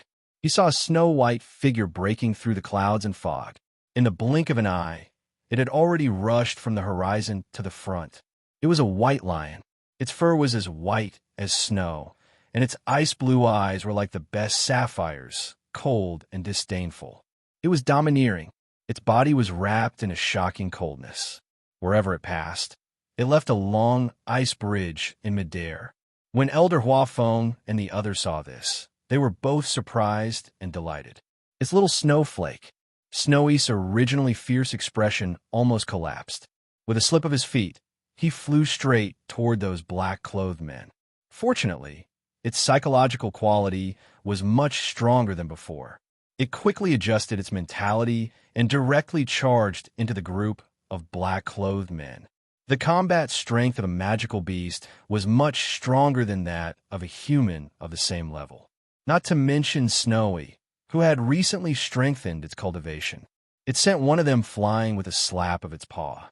With a swing of its head, it knocked the other one away. The sound of bones shattering was particularly pleasant at this moment.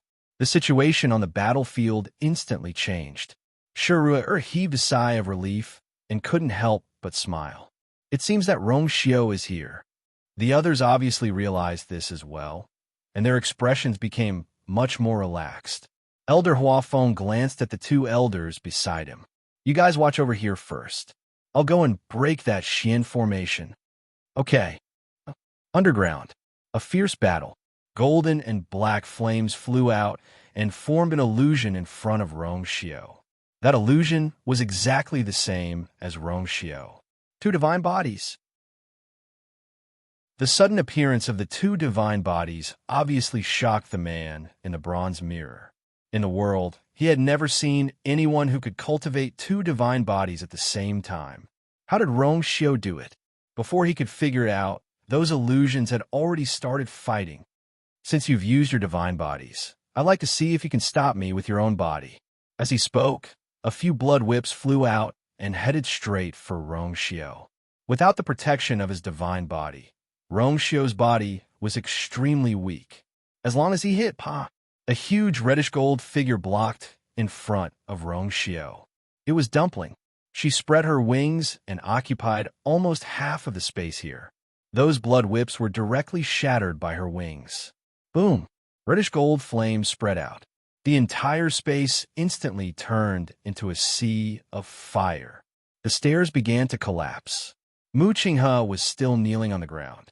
When the flames burned over, the chains on his hands and feet instantly turned red. The scalding heat burned his skin and flesh at his wrists and ankles, instantly scorching them.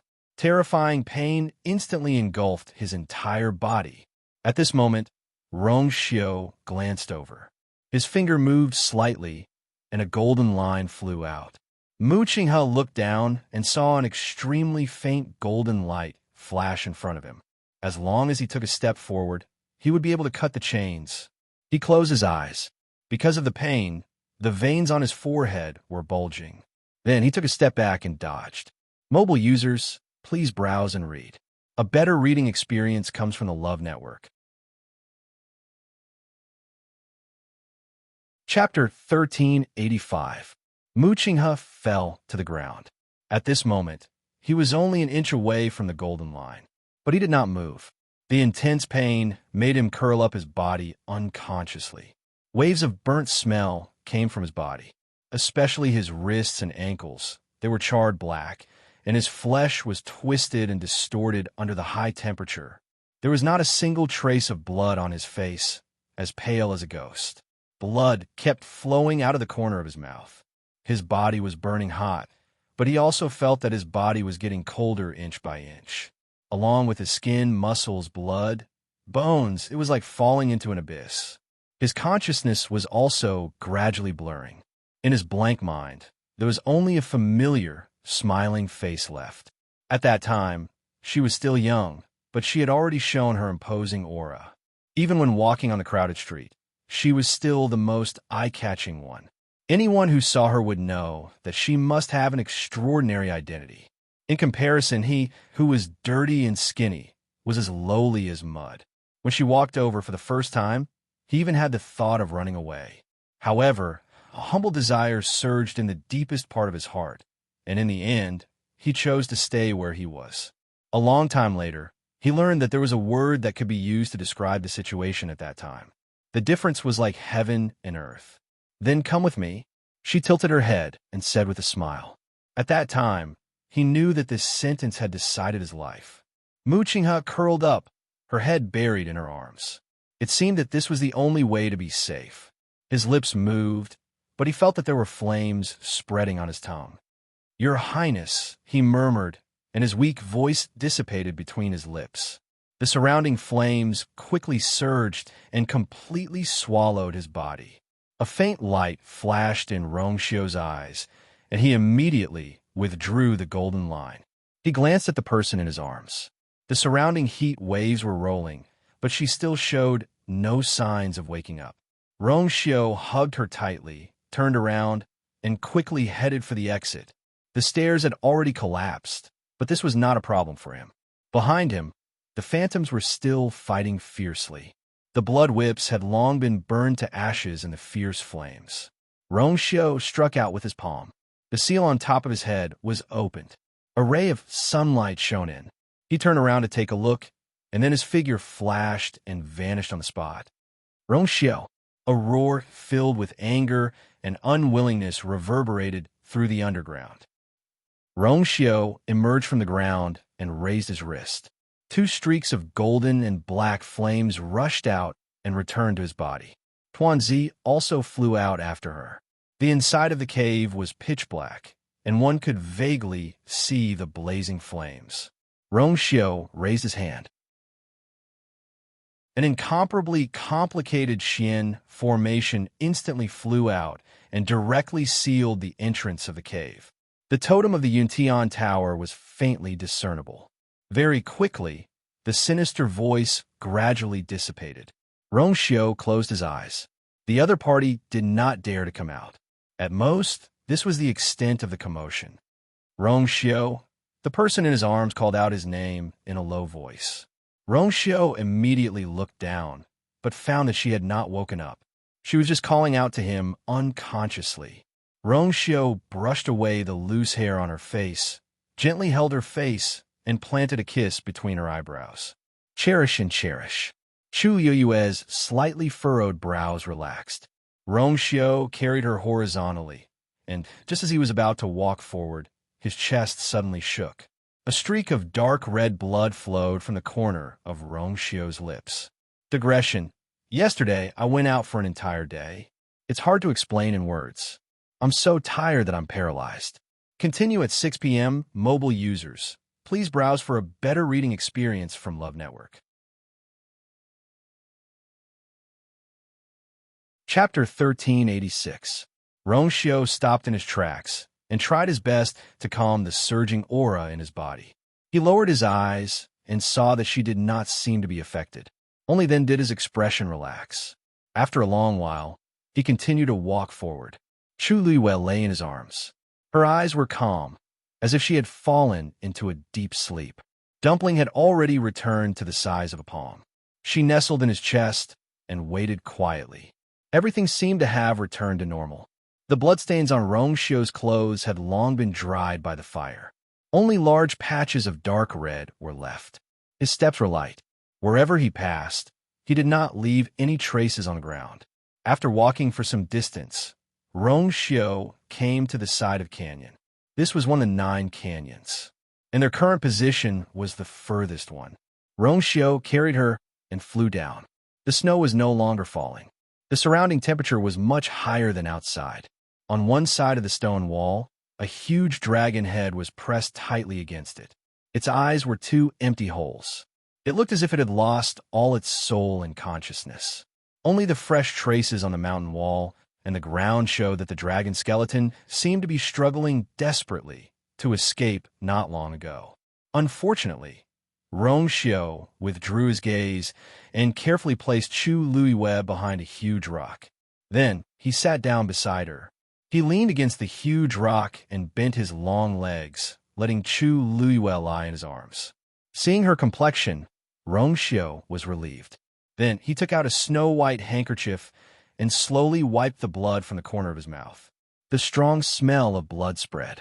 He frowned, worried that the smell would irritate her. He had come in such a hurry that he did not even have time to change his clothes. But now, naturally, he was unwilling to let her go so that she could change her clothes. He lowered his head slightly and leaned against her shoulder. He closed his soul-stirring phoenix eyes and took a light sniff. Sweet, warm, and soft. Even if her entire body was covered in messy blood, the smell on her body did not seem to change. It was always so moving. Rongxiu hugged her with one hand and gently stroked her face with the other. His movements were very light, like a breeze. Chu Luiwei seemed to be tickled by him. She muttered something and struggled to get out. Rongxiu's arm moved, and he silently turned her back. This time, he did not dare to move. He wrapped his arm around her waist. After not seeing her for a long time, she seemed to have become thinner. Her sleeping face was so moving. But Rongxiu knew that she was not as calm as she looked on the surface. His body was aching. The seal was about to be broken. On the other side, with Shue's help, Elder Huafeng and the others heaved sighs of relief. There were a total of 6 people, and Shui had already taken care of half of them. The remaining 3 were also injured, and their combat strength had greatly decreased. In addition, the other elders and the others blocked them together. Finally, Elder Huafeng had enough time. He stared at the Xian formation on the ground. It was clearly bone-chilling weather, but he was sweating profusely. His hands were constantly waving as he adjusted the Xian formation. Finally, at a certain moment, the 2 Xian formations were completely compatible. As the subtle fluctuation spread, Elder Huafeng's heart started to beat violently. He took a deep breath and didn't dare to blink. He carefully controlled the Xian formation. Crack! A crack appeared on the Xian formation on the ground. The Xian formation had been broken. This sudden movement caused the black-clothed men to immediately turn around. They were both shocked and furious. However, just when everyone thought that they were going to rush over to stop them, their expressions suddenly changed. Then, they quickly ran in a certain direction.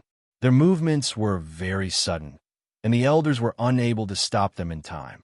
Shui raised her head and glanced at them. No one knew what she was thinking, but she did not chase after them. Soon, the figures of the black-clothed men disappeared from everyone's sight. Boom! A loud sound came from the ground. Elder Huafeng couldn't care less about those people and hurriedly retracted his gaze. The Xian formation on the ground was quickly dissipating. At the same time, a crack appeared on the ground. The thick ground spread to both sides. An entrance gradually appeared in front of everyone. When the ground finally stopped moving, Elder Huafeng couldn't help but gasp when he saw the scene in front of him. Even though he had already made sufficient mental preparations, he still couldn't hide his shock when he saw this scene with his own eyes. There was a huge staircase that led downwards. Looking inside, it was pitch black and nothing could be seen clearly. Only the pungent smell of blood gushed out from it. It wasn't hard to imagine what kind of scene would be below. Elder Bo Yin and the others are below. Shi walked closer, her face filled with worry. You guys stay outside first. We'll go in and take a look. Elder Huafeng suppressed the emotions in his heart and said in a deep voice. Elder Danxing took a step forward. I'll go too.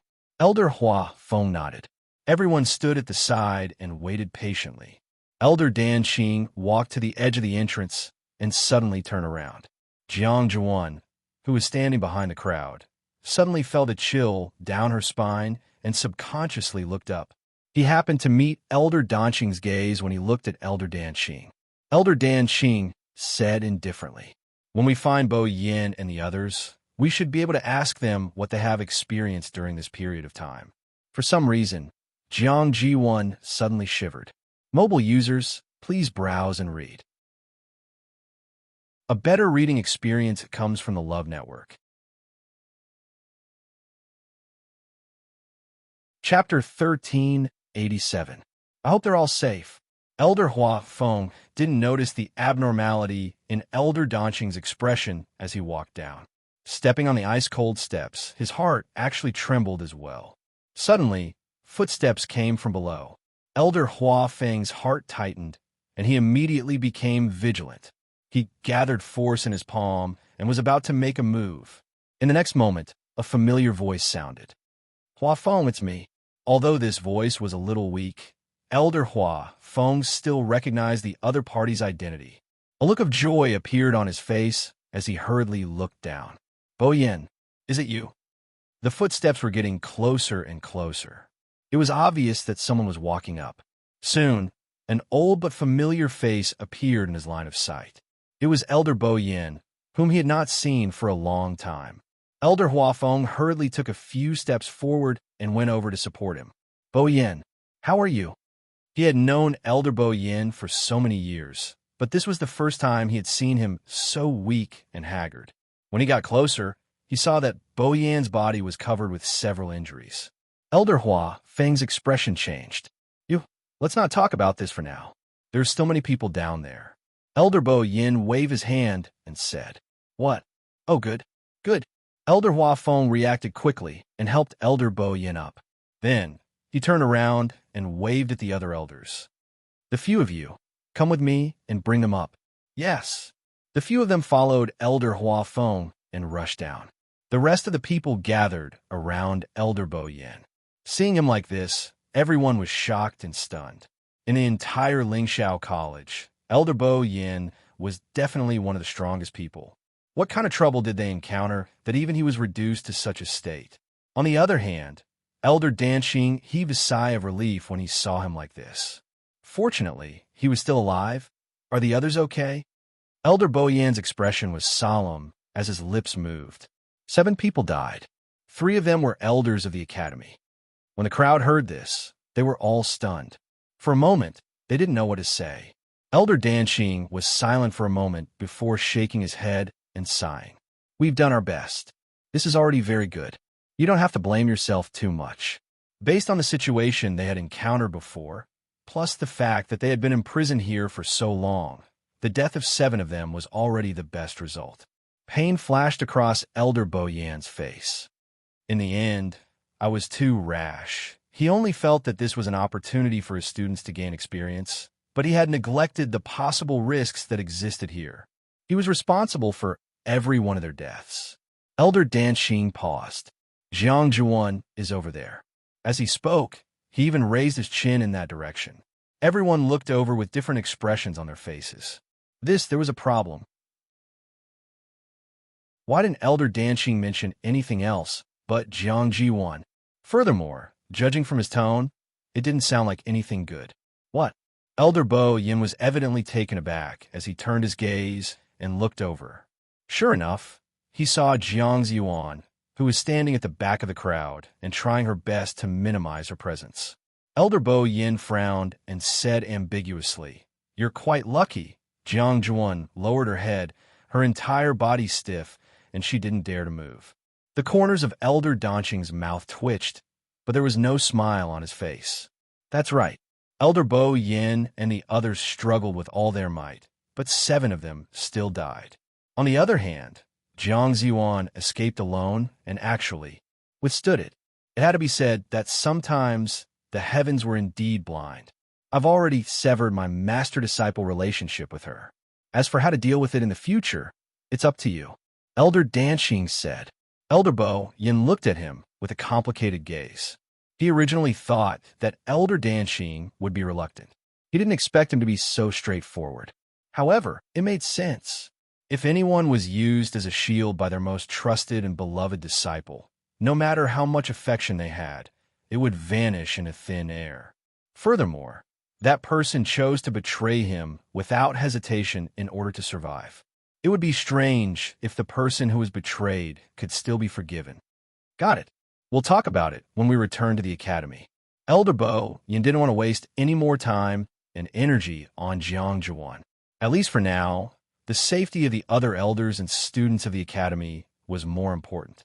Elder Danqing nodded slightly. Knowing that he had already made a decision, he heaved a sigh of relief. He felt a little disappointed, but more like relief. How could Jiang Zhuan not understand the meaning of these words? Her legs went weak, and she almost knelt on the ground. There seemed to be something buzzing in her mind. What should I do? What should I do? Elder Bo Yin clearly wouldn't let her stay. But Lingxiao College was one of her biggest bargaining chips. If she was chased out, wouldn't she lose all her face in the Divine Ruins world in the future? How could she continue in the future? Jiang Zhuan took a deep breath and tried her best to calm herself down. Countless thoughts raced through her mind.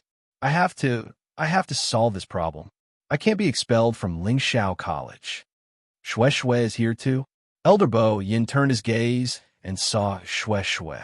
This title made Xue Xue's mood much better. It proudly raised its head and flew over. Fortunately, it came in time just now. Otherwise, we would really. Elder Danqing sighed. Elder Bo Yin smiled and asked Xue Xue, "Since you're here, your master should be here too, right?" As he asked, he raised his head and looked around. Where is he now? Xue Xue pursed its lips. Where else could he be? He must be by her side. Originally, it wanted to follow them, but its master said that there were some problems here and insisted that it come over to help. It was obvious that he didn't want it to see his dear Yuer. Seeing Xue Xue's expression, Elder Bo Yin guessed that Rongxiu had other important matters to attend to, so he didn't continue asking. He thought that when the matter was resolved, he should come over to meet them. At this moment, Elder Huafeng and the others had already brought the people from the dungeon up. The students and elders looked a little disheveled, and their bodies were more or less stained with blood. Some of them seemed to be seriously injured, so people quickly came forward to help take care of them. Fortunately, there were so many of them, and most of them had survived. If something happened to them, then Lingxiao College would be in big trouble. I didn't expect, under such circumstances, all of you could still come back safely. Elder Danqing couldn't help but say. At first, he really thought that speaking of which, Elder Bo Yin narrowed his eyes, as if he was recalling something. Actually, it's a little strange. He paused with a hesitant expression. It seems that someone is secretly helping us. Digression, I think. I have a cold. Tomorrow at 12 o'clock, in addition, the comment section is too exciting. Ha ha ha ha ha. Mobile users, please browse and read. A better reading experience comes from the Love Network. Chapter 1388. Elder Huafeng was a little puzzled. Who is it? Elder Bo Yin shook his head. I don't know, but when we were in danger, it seemed that someone secretly helped us and allowed us to escape. Otherwise, according to their situation at that time, it was impossible for only 7 people to die. But from the beginning to the end, the other party didn't appear, so he couldn't guess. Even you don't know? That's strange. Who would help our Lingxiao College and not leave their name? Elder Huafeng frowned, but he quickly relaxed and smiled. Forget it. I don't think I can think of anything now. Let's go back first. It's always good that someone can help. If we find out who it is in the future, we'll thank them properly. Yes. Elder Bo Yin nodded. Suddenly, he thought of something and asked, By the way, why are you here? Elder Huafeng and the others looked at each other. As expected, someone did this behind their backs. Bo Yin and the others didn't know at all. Elder Huafeng handed over a green jade token. Isn't this the one I lost before? Elder Bo Yin took it and said in surprise. We received the news from above, so we came over. But after we came, we realized that it wasn't you who did it. Elder Huafeng put his hands behind his back and pondered for a moment. Until now, we still don't know who the person behind it is. Wanzheng. As he spoke, he saw Elder Wanzheng walk out from below. Elder Wanzheng raised his head and looked over. He suddenly walked out of the dark dungeon. He was still not used to the light outside, which made him squint his eyes. Seeing that Elder Huafeng seemed a little nervous, he was a little puzzled. "What's wrong?" Elder Huafeng took a deep breath and said apologetically, "I'm sorry. I'm sorry for not being able to help you look after Chuyu." Elder Wanzheng suddenly came to his senses. "What did you say?" "He came with us at that time, but then a group of black-clothed men suddenly appeared and said that their master wanted to see him, so they took him away. The other party had a venerable god expert. We were helpless and could only watch as Chuyu left with them." Elder Wanzheng's expression changed, and he took a few steps forward. "Chuyu also came here with you?" Elder Huafeng pursed his lips, his throat dry. Although it was Chuyu who took the initiative to request it, in the end, it was still his responsibility. If he had insisted on rejecting her back then, how could he have? Elder Wanzheng's face paled. The man in black, supreme, god expert. Weren't those the people who had attacked them before? However, why did they want to see Chuyu? Furthermore, he was the other party's master. Even though there were so many of them here, they hadn't heard anyone mention a single word about their master. Elder Huafeng closed his eyes. "We don't know either. This is my fault. I'll take responsibility for everything." Elder Wanzheng raised his palm, indicating that there was no need to speak. He took a deep breath and suppressed the surging emotions in his heart with great difficulty. "Where is he now?" Elder Wanzheng's voice was cold.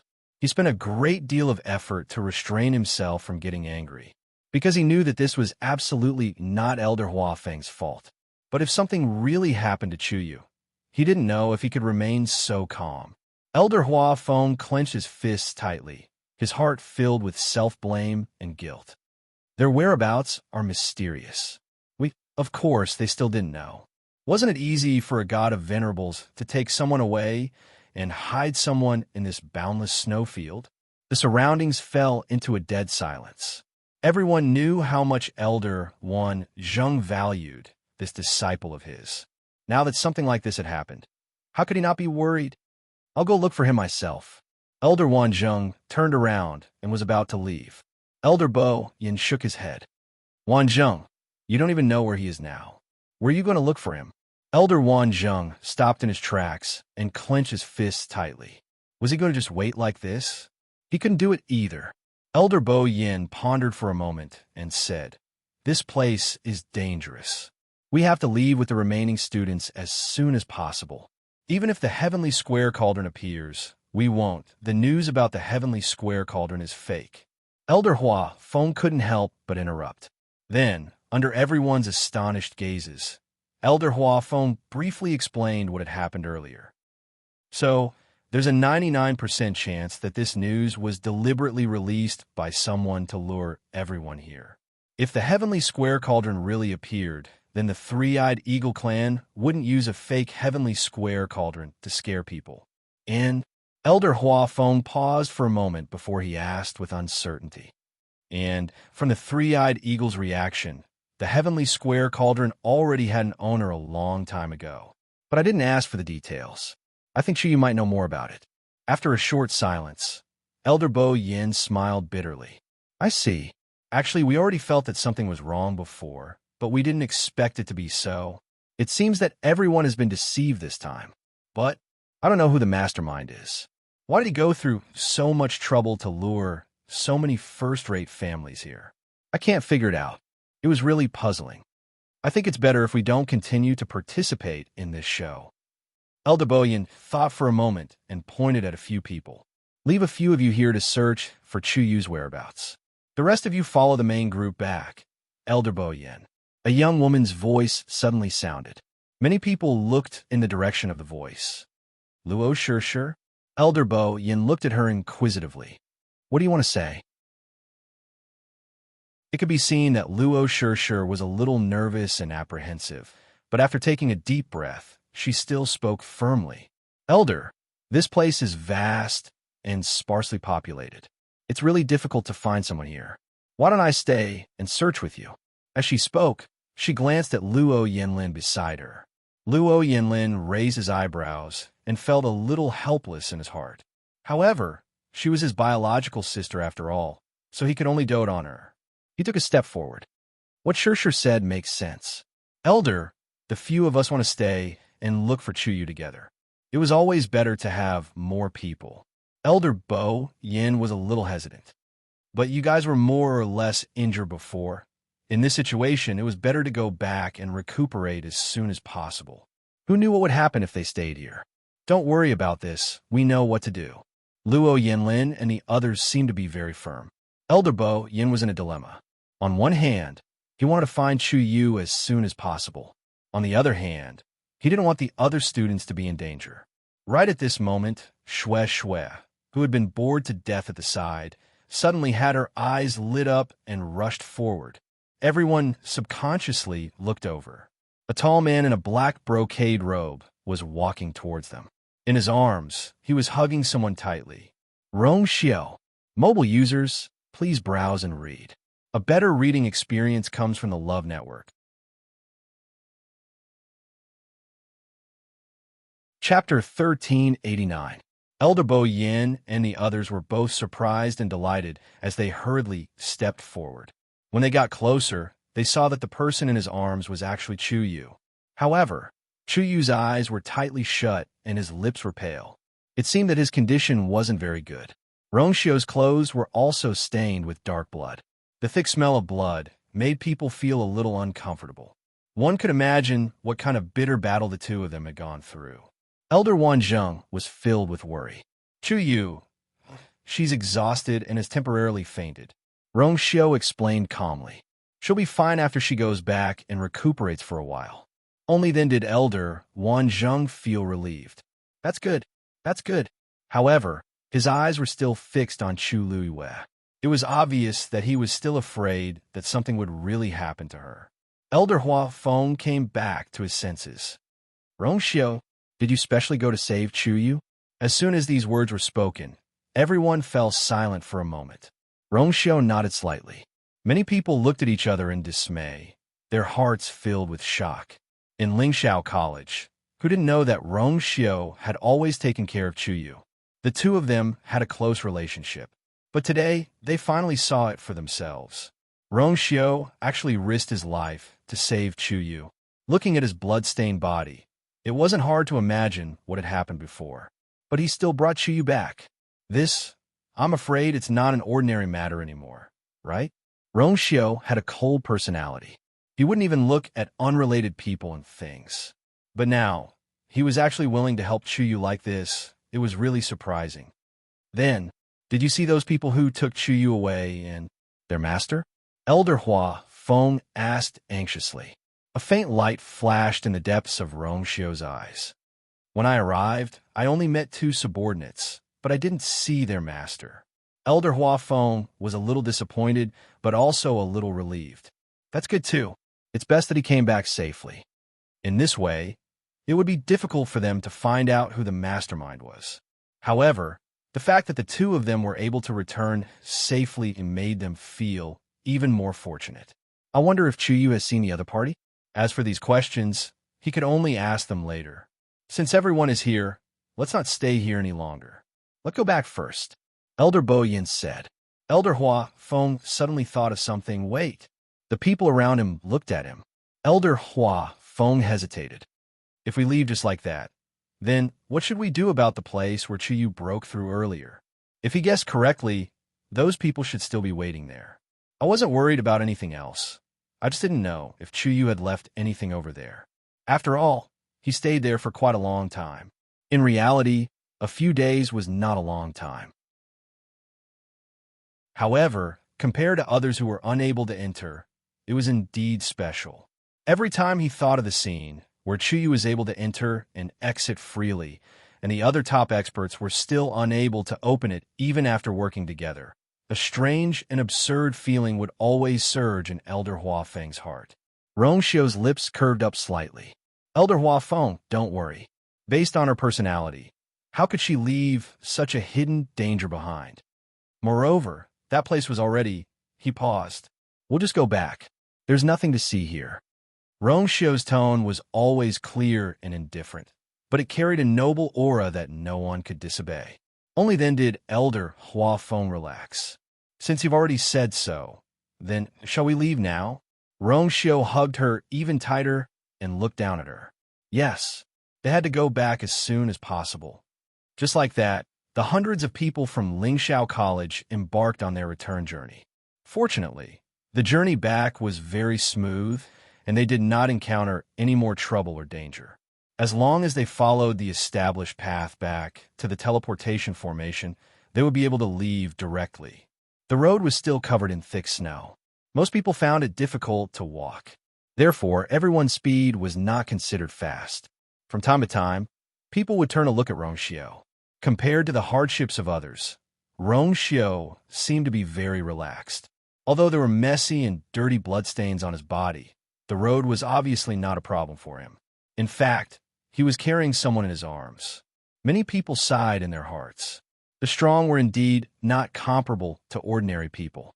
After walking for a while, Elder Wanzheng finally couldn't help but ask, Rong Xiu, are you tired? I see that you're injured too. It's quite tiring to carry Chuyu like this. How about I carry him for a while? Rong Xiu's lips curved slightly, but he had no intention of letting go. Thank you, Elder. I'll do it. Elder Wanzheng felt that it was a little strange, but he couldn't tell what was strange, so he could only nod. If you need help, just let me know. Rong Xiu nodded. Although the small episode on their side was quickly covered up, it still attracted the attention of many people. Some of the students behind couldn't help but whisper. Previously, there were rumors that Chu Yu and Rong Xiu had a good relationship, but I didn't think much of it. Today, I finally saw it. How is this good relationship? He's taking care of him as if he's his own brother.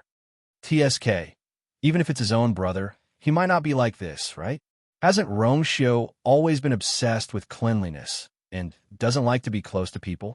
Now it seems it's just different people. I really don't know what kind of luck that Chu Yu has to be able to be favored by Rong Xiu so much. I heard that the two of them actually know each other, so their relationship is so good. Think about it. If it wasn't for this, would Chu Yu have risked his life to help Rong Xiu block a blow? Rong Xiu wouldn't easily treat someone so well, right? Chu Yu's origin is also quite mysterious. I've never heard his background. Maybe everyone was discussing and making all kinds of guesses. Obviously, today's matter had indeed given them a huge shock. I think so. Senior Rong Xiu has been in the academy for several years, right? I've never heard of him taking care of anyone like this. Even when it came to Jiang Ziyuan back then, he had never spoken up for her in public. Look at Chu Yu. The difference in treatment is like heaven and earth. That's right. I used to think that he treated everyone like that, but who knew? Hey, Jiang Ziyuan always said that she and Senior Rong Xiu were childhood sweethearts, and even said that she was the first candidate for the princess of the Yintian Tower. But today, Senior Rong Xiu didn't even look at her. If there's really something between them, why would Senior Rong Xiu be so indifferent when he saw Jiang Ziyuan's injured appearance? I think before, it was just Jiang Ziyuan's unrequited love.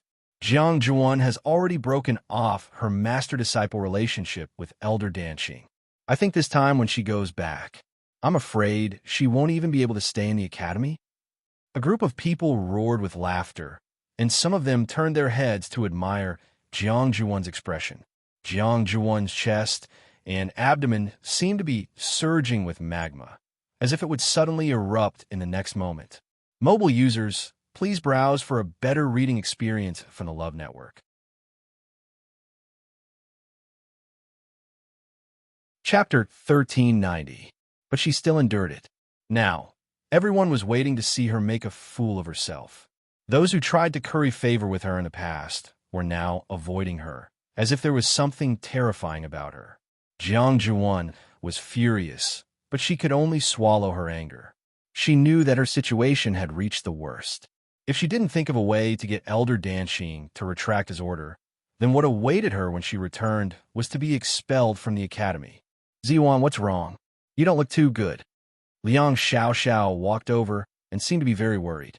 As she spoke, she sized up Jiang Ziyuan from head to toe, as if she was admiring her sorry state.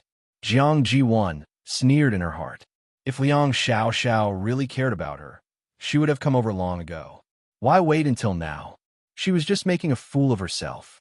Suddenly, Jiang Ji-won recalled something from before, and her expression changed slightly. She squeezed out a smile. Don't worry, I'm fine. But you?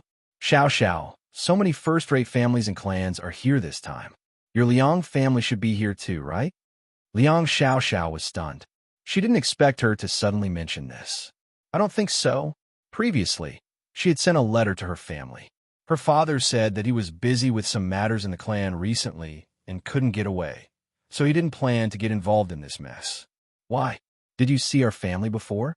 Liang Xiao immediately became alert. Jiang Ji-won laughed. No, I'm just asking casually. After all, this place is quite dangerous. Once you're here, it won't be so easy to leave. Liang Xiao's brows furrowed quickly. For some reason, Jiang Ji-won's smile made her feel inexplicably awkward and uneasy. She was no longer in the mood to continue teasing her. After a few perfunctory words, she turned around and left. Looking at her back view, the smile on Jiang Ji-won's face slowly turned cold. It seemed that the Liang family hadn't received the news yet. At the very least, Liang Xiao still didn't know. Liang Xiaokong was the legitimate son of the Liang family. Now that he had died for no reason, the Liang family would definitely not let this matter rest. Thinking of this, she quickly took a few steps forward. Elder Huafeng, I have something to say to you. Elder Huafeng was originally talking to Elder Bo Yin and the others, but when he heard this, he turned to look at her. What? Jiang Ji-won's hands were clasped together, as if she was a little nervous. This will only take up a little of your time. Many people in the surroundings looked over curiously. Elder Huafeng pondered for a moment before walking over. Jiang Ji-won walked to the side. The two of them walked out of the crowd. Elder Huafeng simply set up a barrier to isolate the conversation between the two from the outside world. Can you tell me now? Elder Huafeng knew that Jiang Ji-won suddenly looked for him because it must be something important, so he was a little patient. He wanted to see what else Jiang Ji-won was going to do. Jiang Ji-won pursed her lips. She did not beat around the bush and went straight to the point. Elder, I want to ask you for a favor. That is, can you help persuade my master to take back his order? Elder Huafeng almost thought that he had heard wrongly. What did you say? Was Jiang Ji-won mistaken? She actually asked him to plead for leniency? Jiang Ji-won clasped her hands together with a sincere expression. Her eyes were already filled with tears. I beg of you. Master refuses to listen to my explanation and doesn't want to talk to me anymore. Only you can help me. Elder Huafeng wanted to laugh. He shook his head. Dan Xing is your master. He has been doting on you for the past few years. This time, he did this because you were in the wrong first. He has always been stubborn. Once he has made up his mind, he will never change it. Even if I persuade him, it will be useless. Although he didn't know what Jiang Ji-won had done, from the reaction of Dan Xing, Bo Yin, and the others, it was most likely an unforgivable sin. He didn't like Jiang Ji-won to begin with, so why would he be willing to speak up for her? Jiang Ji-won, you have to know that once you make a mistake, you won't have the chance to start over. With that, Elder Huafeng turned around and was about to leave. There was no point in continuing to chat with Jiang Ji-won, because until now, she still didn't repent and tried to use all sorts of methods to continue staying in the academy. This kind of person was unreliable. Elder. Seeing Elder Huafeng's firm attitude, Jiang Ji-won made up her mind. Elder Huafeng turned around and was stunned when he saw Jiang Ji-won's gaze. In the eyes of outsiders, she still looked weak and pitiful. However, only Elder Huafeng, who was standing close to her, could see the determination and ruthlessness in her eyes. I chatted with Liang Xiao just now. She said that the Liang family didn't send anyone this time. Elder Huafeng suddenly realized something. If they know that Liang Xiaokong died here, and it's our Lingxiao College's tacit approval, then how will they react? Jiang Ji-won smiled. No matter what, the Liang family is a first-tier family. Unless it's absolutely necessary, the academy shouldn't want to fall out with them. right? Elder Hua Feng finally understood Jiang Jiwan's intentions. He couldn't help but sneer. Jiang Jiwan, do you know what you're doing? Threatening an elder was a serious crime. However, Jiang Jiwan didn't seem to be afraid at all and smiled gently. Do you think I'll still care about this if I'm expelled from the academy? At most, she would fight to the death. Elder Hua Feng stared at her for a long time. Danqing is really blind. He actually took you in as his disciple and doted on you for so many years. Jiang Juwan's smile didn't change. Can you help me? Chu Luiwei felt as if he had fallen into a long dream. Countless images flashed through his mind. He had seen them before and never seen them before. He had heard of them before and never heard of them before. The chaotic memories surged out, almost giving her a splitting headache. It hurts. She frowned slightly and said softly.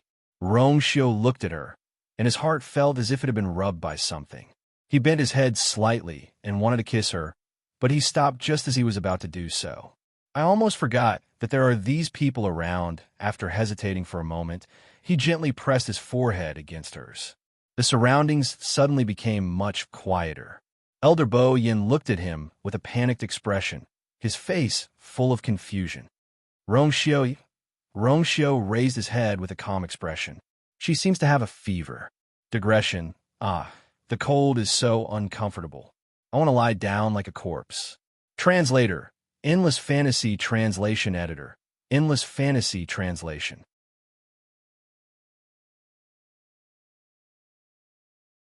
Chapter 1391. Elder Bo Yin's expression became very strange. There didn't seem to be anything wrong with his words, but why did he feel that something was wrong? No matter how concerned he was, his actions and posture, wasn't it a little too intimate? If a man and a man acted like this, anyone who saw it, Elder Bo Yin felt a little flustered. This, Rongxiu only said that he had known Chu Yu for a long time. At that time, he only treated the two of them as friends, and Rongxiu treated him as his younger brother. But now, Rongxiu raised his eyes slightly and glanced over.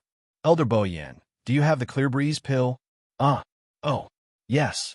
Elder Bo Yin came back to his senses, took out a jade bottle, and handed it over. Seeing that Rongxiu couldn't do anything else, he took out the pill and fed it to Chu Luiwei. Chu Luiwei's lips were tightly shut, and she couldn't send the pill in no matter what. Rongxiu lightly patted her shoulder and softly said, "Don't worry. Be good and eat the pill." Chu Luiwei snuggled into his embrace, but in the end, she obediently opened her mouth. Elder Bo Yin quickly fed the pill in. The Clear Breeze pill melted in her mouth, and Chu Luiwei swallowed the pill with her eyes still closed. The entire process was as smooth as flowing water and couldn't be more natural. Elder Bo Yin retracted his hand and watched from the side, becoming more and more frightened. Look, what has Rongxiu ever been so gentle and kind to anyone? Previously, Rongxiu insisted on carrying Chu Yu back and personally taking care of him. He thought that it was because Chu Yu had blocked that attack for him, and he did it out of guilt and compensation.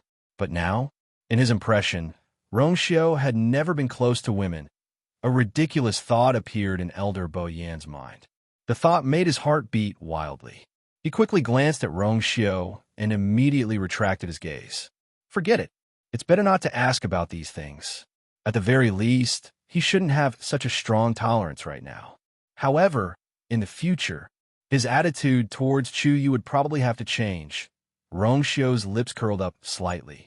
Of course, he could guess what Elder Bo Yin and the others would think when they saw this scene, but he didn't care. Bo Yin. Painting.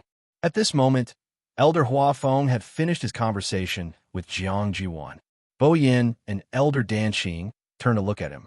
Their gazes swept past Jiang Jiwan, who was left behind. In fact, they also wanted to know what Hua Feng and Jiang Jiwan talked about. I have something that I need to tell you all. Elder Hua Feng's expression was solemn. This caused the hearts of Elder Bo Yin and the others to sink. What happened? Elder Hua Feng took a deep breath and seemed to be in a difficult position.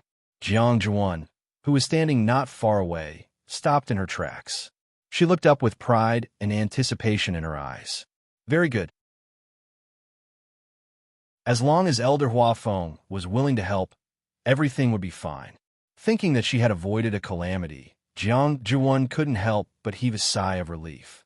At this moment, Elder Huafeng suddenly turned around and waved at a certain direction in the crowd. Liang Xiao, come over here. The smile on Jiang Zhuan's face that hadn't fully spread out froze. Uneasiness surged in her heart. Why did Elder Huafeng suddenly call Liang Xiao over? This had nothing to do with her at all. Liang Xiao was also a little confused, but she still walked forward with everyone's gazes. She first greeted each of the elders one by one, then asked with a blank expression, "What happened?" "Elder Huafeng, are you looking for me?" Elder Huafeng nodded. "There's something that I need to tell you first." The surroundings quieted down. Jiang Zhuan's heart fell into an abyss.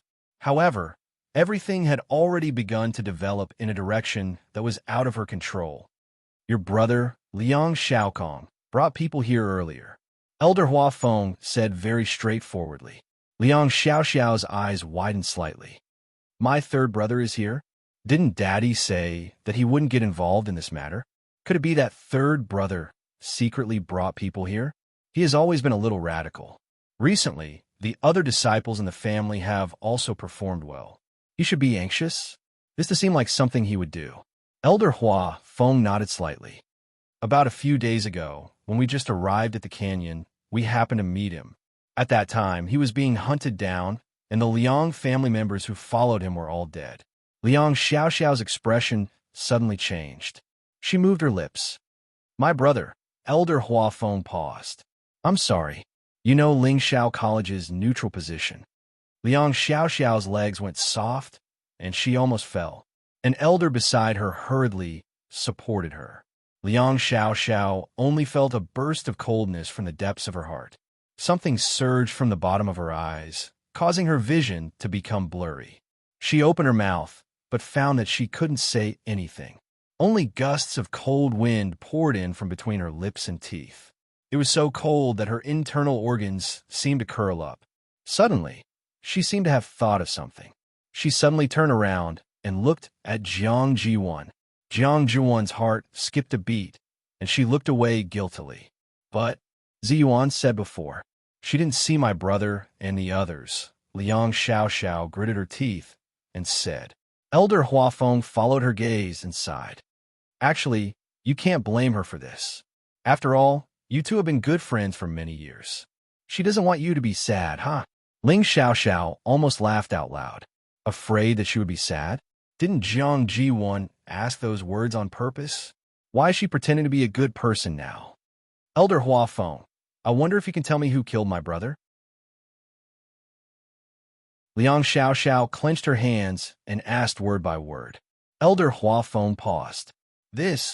At that time, your brother specially asked Jiang Zhuan for help. She stayed on the spot for a long time. She should be the clearest about it." Jiang Zhuan raised her head in shock and panic. "Elder Huafeng, how can you say that?" Elder Huafeng blinked and seemed to be slightly helpless. "This is a matter of great importance. You have to tell the truth, right?" Jiang Zhuan was at a loss for words. She hurriedly ran over and rushed to Liang Xiao. Xiao, listen to my explanation. I was Pa." A loud slap sounded. Jiang Zhuan lost her balance and fell to the ground. Half of her face quickly turned red and swollen. However, she was already in a sorry state, so it wasn't particularly obvious when she went up. B*TCH. Liang Xiao was furious. She wanted to tear Jiang Zhuan apart.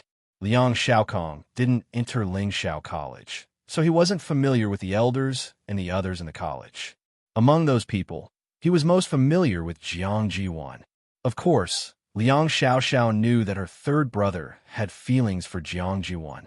However, Jiang Zhuan was proud and refused to agree, so Liang Xiao didn't interfere too much in this matter. However, this didn't mean that she didn't know how much Jiang Zhuan had received from her third brother. In the end, this was how Jiang Zhuan repaid her third brother. Jiang Zhuan was stunned by the slap. She thought that victory was in her hands, but she didn't expect Elder Huafeng to be so ruthless and directly reveal everything.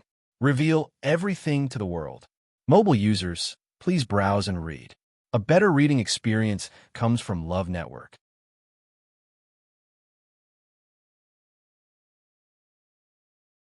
Chapter 1392. What should I do now? Jiang Zuan desperately tried to think of a solution, but to her despair, she found that she had been pushed into a hopeless situation. Elder Huafeng had taken the initiative to make the first move, so it was inevitable that he would make Liang Xiaoxiao believe his words and think that all of this was her fault. However, the real culprits were those people from Lingyun Mountain. Moreover, she was not the only one who stood by and did nothing. Why did Liang Xiaoxiao push all the blame on her? Xiaoxiao, you've misunderstood. I had no choice at that time. Jiang Jiwan covered her face as blood slowly seeped out of the corner of her mouth. How could I be a match for those people? Liang Xiaoxiao stepped forward and grabbed Jiang Jiwan's collar, her eyes red. Those people? Who are they? It's... Jiang Jiwan was about to say something when she saw Elder Huafeng looking at her from the corner of her eye.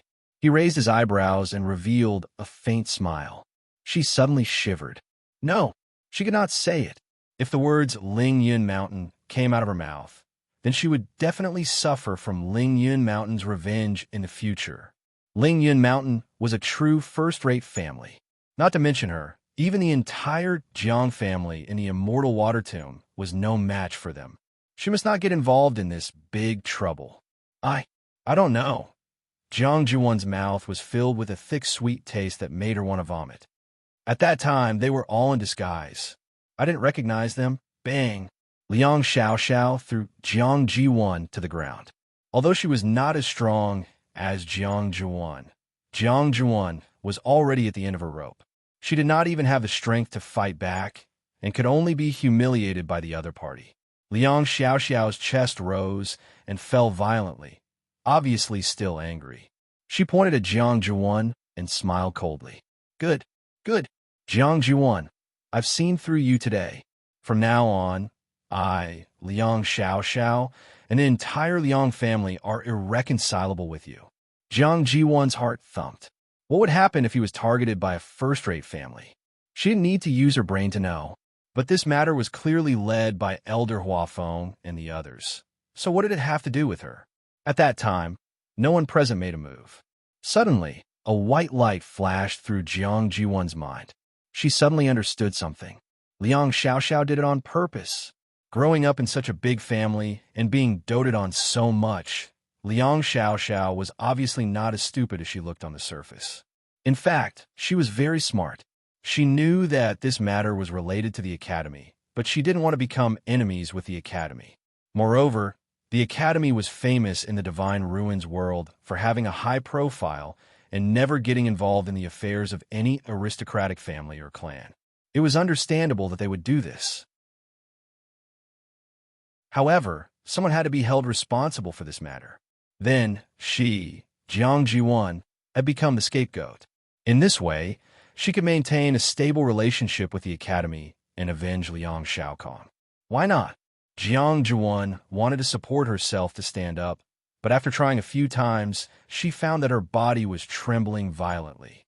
How did things turn out like this? She was clearly the one who had the upper hand before, but now, Elder Huafeng finally spoke again.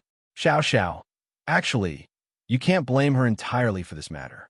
Although your brother begged her for a long time, you should be able to imagine that she was also injured at that time. How could she take care of your brother? Jiang Jiwan simply wanted to rush up and tear Elder Huafeng's mouth apart. Stop talking. Did he think that her situation wasn't miserable enough? If this continued, how could she survive in the Divine Ruins world? A cold light flashed through Liang Xiaoxiao's eyes. Don't worry. Before the matter is investigated clearly, I won't do anything to her. But after the investigation, it would be hard to say. Jiang Jiwan's heart was in a mess. What else could she do in this situation?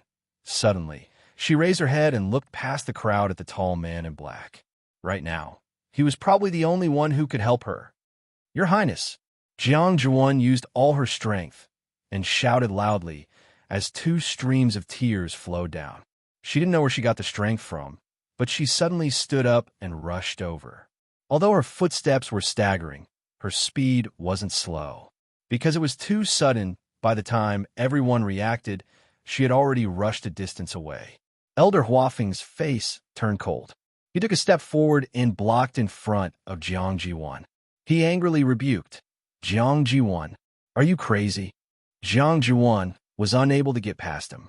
She was extremely anxious, and her voice became even sharper. "Your Highness, say something, please. Could it be that you really have the heart to watch all of this happen? The Immortal Water Tomb is one of your 28 divisions. Even if you don't want to give face to the monk, you have to give face to the Buddha, Your Highness." Everyone looked at Rong Xiao. Jiang Juwan's words weren't without reason. The Immortal Water Tomb was one of the strongest and most powerful of the Yuntian Tower's many divisions, and Jiang Juwan was the apple of Jiang Hetian's eye. If Rong Xiao really made up his mind to speak up for her, then everyone still had to give face. Rong Xiao first glanced at the person in his arms. A faint mark appeared between her eyebrows, and her eyelashes trembled slightly, as if she was dreaming of something unsettling. Rong Xiao held her in his arms, then immediately turned around and looked up slightly. That pair of phoenix eyes was cold and deep, wrapped in an astonishing chill. Jiang Juwan was swept by this gaze and actually shivered. She opened her mouth, and her sharp and piercing voice suddenly became much weaker. "Your Highness, you disturb her sleep," Rong Xiao said coldly. Digression, tomorrow at 12. Mobile users, please browse for a better reading experience from Love Network.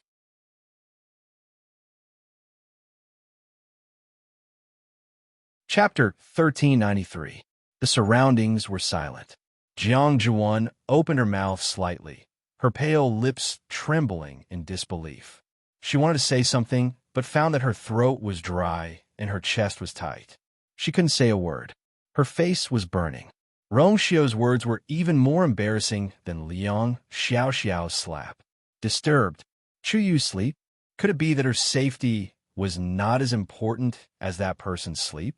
Jiang Juwan didn't ask this question, because she had already seen the answer from Rong Xiao's impatient and cold face.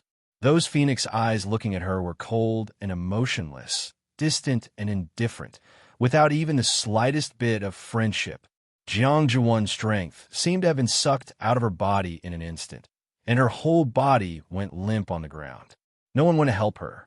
The snow on the ground was so cold that it seemed to seep into her bones and blood. It was so cold that she shivered all over. Rong Xiao had already retracted his gaze and continued to walk forward with the person in his arms. Not far in front of them was the transportation portal to return. Her current situation wasn't too good. She had to return to the academy as soon as possible. Seeing that resolute and cold back, Jiang Juwan's hands clenched tightly. Finally, she couldn't help but raise her head and unwillingly and resentfully asked, "Your Highness, are you really going to abandon the Immortal Water Mausoleum?" The Immortal Water Mausoleum was the head of the 28 divisions. It was of great significance to the Yuntian Tower. She didn't believe that Rong Xiao would be willing to take this risk for Chu Yu. Rong Xiao stood still on the transportation portal. His arms moved slightly, and the person in his arms shifted into a more comfortable position. Then, he raised his eyes and glanced at Jiang Juwan. That glance was extremely cold and indifferent. The corners of his lips curled up slightly, containing a hint of a smile, but seemed to be wrapped in frost, making one's heart feel cold. "Before that, it's best that you think about how to tell your father about yourself," Chu Feng said. Jiang Jiwan suddenly widened her eyes. In that instant, something in her heart seemed to collapse. Yes, in the past, she was the apple of her father's eye. She was one of the top figures in the entire mausoleum of Immortal Water. Even if her father favored her, no one would say anything. But things were different now. She had been abandoned by Elder Danxing and was about to be expelled from Lingxiao College. Not to mention, there was also Liang Xiaoxiao's entanglement. Even if his father was willing to bear the responsibility, what about the others? She was no longer the person she used to be, and she no longer had all the privileges she used to have. At that time, why would the entire Immortal Water Mausoleum challenge the Yuntian Tower for her? There had never been a moment when Jiang Juan clearly understood that she really had nothing left. She had lost everything on this trip to the desolate north. Let's go. Elder Bo Yin could not be bothered with him. He turned around and gestured for everyone to follow and enter the teleportation array. Elder Huafeng wasn't in a hurry. He walked through the crowd and arrived in front of Jiang Jiwan. Jiang Jiwan seemed to have sensed something. She raised her head to look at him and met Elder Huafeng's seemingly kind but actually mocking gaze. Jiang Jiwan, you've always been smart and quick-witted. Your master has praised you more than once for your lively mind. Unfortunately, you don't understand that sometimes cleverness overcomes cleverness. You have too many thoughts that you shouldn't have. It's harmful to yourself. Jiang Jiwan's throat choked. She suddenly stepped forward as if she wanted to grab the corner of Elder Huafeng's clothes. Elder Huafeng calmly took a step back and avoided her hand. Jiang Jiwan missed, and the snow splashed on her face, making her look even more miserable. Elder Huafeng, I beg you, please give me another chance. Jiang Jiwan couldn't care about anything else at this time. She could only beg for mercy. Even if she could salvage a little, it would be good. It's all my fault. It's all my fault. Please let me go this time. How could she be so stupid? She actually wanted to threaten Elder Huafeng to protect everything she had. Behind Elder Huafeng, there was still the entire Ling Xiao Academy backing him up. What did she have? Elder Huafeng seemed to be smiling, but his voice was very calm. What's done can't be undone. How can you take back what you've said? Jiang Juwan's body stiffened as if she was frozen inch by inch. She suddenly couldn't say the rest of her words. Other than being a joke, what was the use? Elder Huafeng looked at her condescendingly, and then turned to look at Elder Danqing. From the beginning to the end, he didn't look over. It could be seen that he was really disappointed in Jiang Jiwan. Since you've been a student in the school for a few years, I can help you send a message back to the Immortal Water Mausoleum and ask them to send someone to pick you up as soon as possible. Oh, this is a piece of cake, so you don't have to thank me. With that, Elder Huafeng turned around and left with a smile. Jiang Jiwan's mind was in a mess. There was only one sentence left that kept lingering in her mind. It's over. It's completely over. I wonder what Jiang Jiwan did to be hated so much.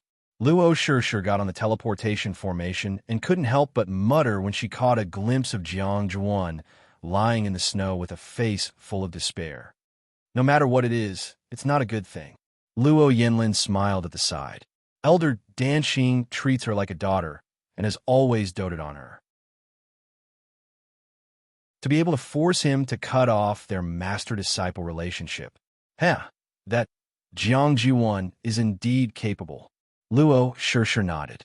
Judging from the reactions of the other elders in the school, Jiang Jiwan probably wouldn't be able to stay in Lingxiao College after she returned.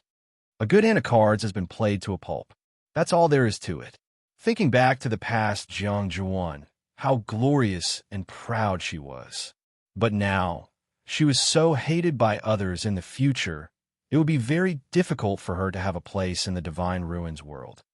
I really don't know how she got to this point. Although Luo Shishir wasn't very familiar with her, she felt rather emotional when she thought of the great difference between her and before. Why are you thinking so much? Luo Yinlin gently knocked on her forehead.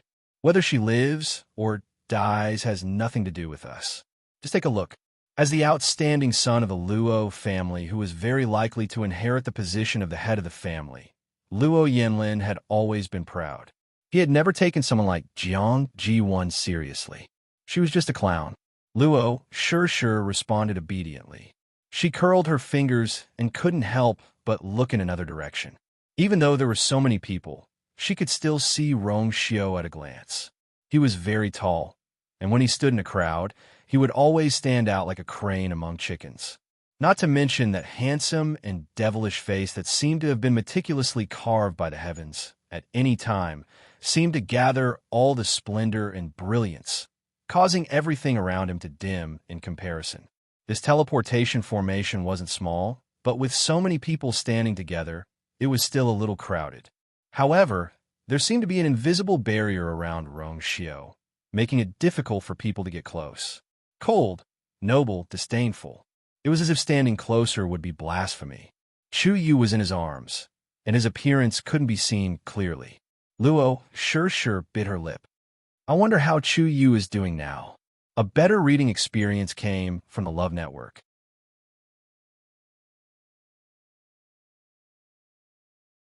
Chapter 1394. Luo Yinlin followed her line of sight and narrowed his eyes slightly. He and Rongxiu entered the academy around the same time, so they were of the same generation. However, they didn't interact much with each other. Of course, Rongxiu's personality was like that, and it was the same for others. Other than occasionally going out to train or carry out missions together, they would only meet a few times at the beginning of the month during the assessment. Ever since Rongxiu was ranked first on the Azure Sky Roll, he rarely came out. With Rongxiu taking care of him personally, nothing will happen to that kid. Luo Yinlin said as he took out a jade bottle and stuffed it into his sister's hand. You're so focused on him that you forgot to take your own medicine? His gaze fell on Luo sure meaningfully. Luo sure immediately felt guilty and quickly opened the jade bottle, poured out a pill, and ate it. No, I just feel that. Senior Rongxiu and Chuyu have a good relationship. He has never treated anyone like this before, right? The Holy Son of the Yuntian Tower was known for his decisiveness and ruthlessness. Even in the academy, when he restrained his aura, he still made people feel that there was a distance between them. Luo Yinlin touched his chin. Actually, you can't say that. There was a person in the past, and Rongxiu treated that person like... At this point, he suddenly paused. Like what? Luo Shurshu's eyes were filled with curiosity. Could it be that there was someone in the world who was better taken care of by Rongxiu? That was truly unbelievable. Rongxiu was a natural king, like an iceberg that wouldn't melt for 1,000 years. It was difficult for others to even get close to him, let alone other things. It was hard to imagine that he would treat someone well. Now that he treated Chuyu like this, it was shocking enough. If there was something worse, then bam, Luo Yinlin knocked on her head again, this time with more force. Luo Shur hurriedly covered her forehead in pain. Fourth brother, you little girl, there are some things you can ask, but there are some things you don't know, understand? Luo Yinlin warned with a smile, but his eyes were very serious. Luo Shur pursed her lips and muttered, Got it. Luo Yinlin glanced over and quickly retracted his gaze. Everyone boarded the teleportation array and began their return journey. Everyone was in small groups, whispering to each other. Most of them were talking about the trip to the north of the primordial world, especially when Elder Huafeng, Elder Bo Yin, and the others gathered together and chatted even more seriously. After all, they still wanted to find out who was behind this. Lingxiao College had suffered a great loss this time, and they would not let it go so easily. Only Jiang Juan was left alone in the corner. No one spoke to her, making her seem very cold and cheerless. However, there were quite a number of people who kept looking at them in private. Most of them were mocking and ridiculing him, as if they were watching a good show. Jiang Jiwan lowered her head. She had to use all her strength to restrain the impulse in her heart. She couldn't go on like this. The outcome had already been decided. What awaited her was probably the worst possible outcome. If she still had anyone to rely on, suddenly her eyes flickered. That's right. How could she forget that there was still that person? The journey back was dull and boring. In addition, everyone was more or less injured, so the atmosphere was gloomy. It was completely different from the excitement they had when they came. The waiting time seemed to have become exceptionally long. After an unknown period of time, a light finally appeared in front of them. Elder Boyan called out loudly, We're about to return to the academy. Everyone, get ready to go out. Yes. Immediately after, several elders made their moves together. The Shin formation at the exit suddenly split open from the middle. Elder Huafeng and the others rushed out one after another. Rongxiu looked at the person in his arms. Chu Luiwei was still asleep. However, Compared to before, her pale and haggard face had regained a trace of rosy color, and she seemed to be much better. Moreover, the aura on her body was also faintly strengthening. Rongxiu's hand tightened slightly, and then with a tap of his foot, his figure flew out quickly. Hua Feng, you're back. The elders who had been waiting around the teleportation formation for a long time were all energized when they saw them. Only the heavens knew how hard they had been waiting during this period of time. But soon, they realized that something was wrong. Elder Bo Yin and the others who followed behind him were actually more or less injured. It looked like they had just experienced a great ordeal. You guys, what happened to you guys? The elders looked at each other and felt vaguely uneasy. Elder Hua Feng shook his head. It's a long story. First, send the students back to recuperate. We'll talk about other things later. Seeing his rare, serious expression, the elders didn't dare to be negligent and hurriedly took action. Some of the students who were lightly injured obeyed and went back. There were also a few who were in more serious condition and were escorted back by the elders. The more they looked, the more shocked they became. Didn't they say that they would only ask Elder Hua Feng and the others to support the heavenly square cauldron? How did it end up like this? Anyone could see that the situation was definitely much worse than they had expected. Rongxiu, when the tall and slender figure appeared, the faces of the elders were filled with astonishment. What did he go over there? What was even more shocking was that he was carrying someone in his arms. Chuyu. An elder stood close and recognized the person with sharp eyes. Because it was too unbelievable, the tone of his voice changed a little. Rongxiu nodded lightly at the elders and then walked forward. I'll take her back to rest. Oh, okay. Before anyone could react, Rongxiu had already left with his people. Hey, Rongxiu, wait for me. Elder Wanzheng hurriedly followed after him. Their figures quickly disappeared behind the undulating mountain peaks, leaving behind a bewildered expression on everyone's faces.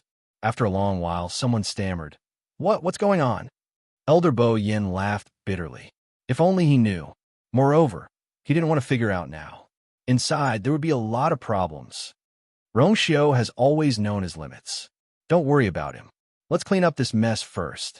Hearing Elder Bo Yan's words, the others didn't ask any more questions and only responded in unison.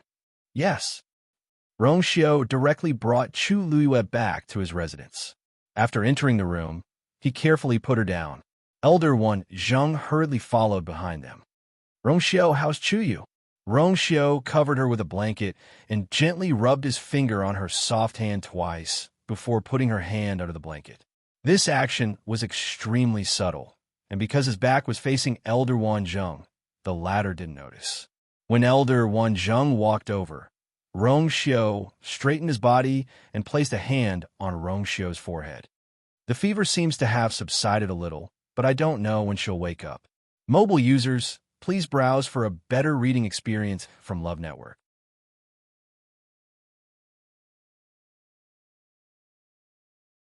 Chapter 1395. Why is there no sign of him waking up after such a long journey? Elder Wanzheng's heart ached, and he was worried. The Chuyu he saw was always alive and kicking, cunning and quick-witted. However, the Chuyu now lay quietly and weakly on the bed. He was as fragile as glass that would shatter at the slightest touch. How can this be? What did this child go through? Rongxiu paused and tucked Chu Luiyue in. Elder Wanzheng, let's talk outside. He would disturb her if he stayed. Elder Wanzheng quickly nodded in agreement. Yes. Let's go outside and let him rest. He deliberately lowered his voice when he said this, as if he was afraid that he would disturb Chu Luiyue. Rongxiu's thin lips curled up slightly. Please go ahead. Elder Wanzheng was very reluctant. He looked back 3 times with every step. It was only when Rongxiu said that he had set up a Xian formation that he would know immediately if anything happened inside that Elder Wanzheng was relieved. The two of them walked out and sat down on the stone bench in the courtyard. I know you have a lot of questions. If there's anything you want to ask, just say it. Rongxiu will tell you everything he knows. After sitting down, Rongxiu went straight to the point.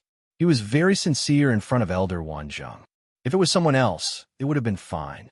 However, Elder Wanzheng was Chu Liyue's master now.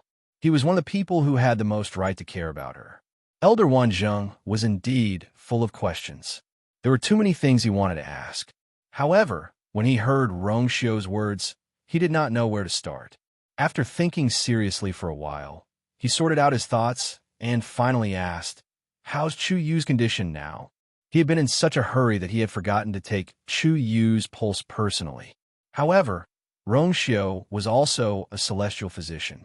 He was also the one who brought Chu Yu back. He should know better. Rongxiu said, "Don't worry about that. Her body is fine. Although he had suffered some injuries before, he could recover quickly after recuperating for a period of time." He paused slightly. After all, as you know, she just broke through to the 9th stage. At this time, the recovery ability and so on were all very strong. Not to mention her. Hearing this, Elder Wanzheng let out a sigh of relief. He clenched and loosened his hand. Countless complicated emotions flashed through his eyes. In the end, he could only shake his head and sigh. I don't know whether I should be worried about him or happy for him. In just a few days, Chu Yu had broken through from a rank 8 warrior to a rank 9 warrior.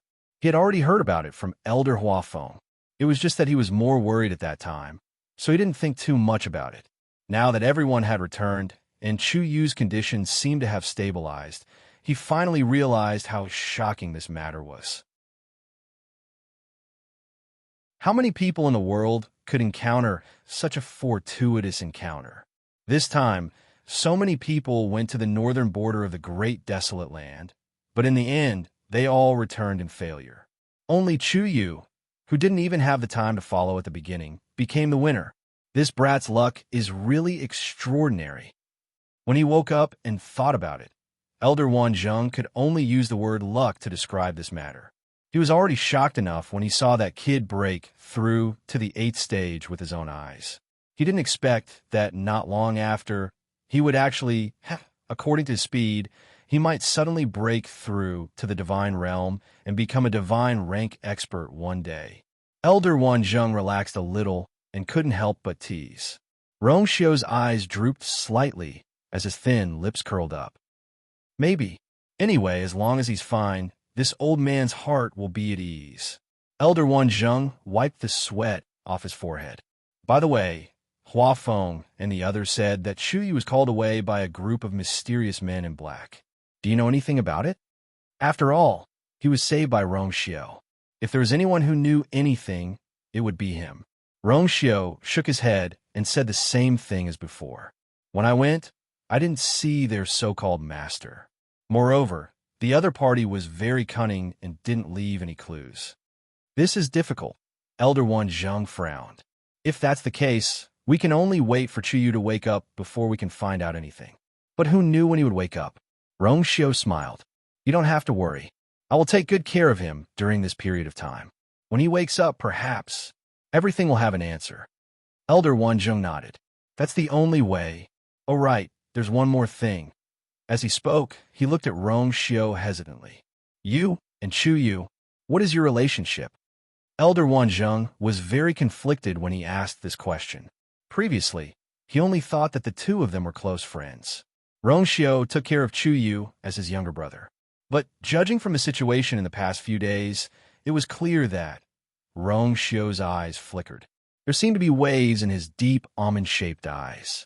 After a long while, his lips curled into a smile. She is very important to me. To be more precise, she was the most important person to him.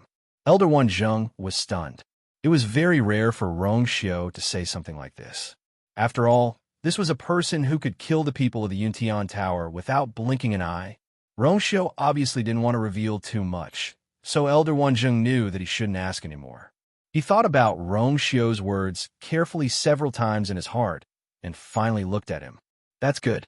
As long as Rongxiu could protect him, what else did it matter? According to Chu Yu's character, he might get into trouble in the future.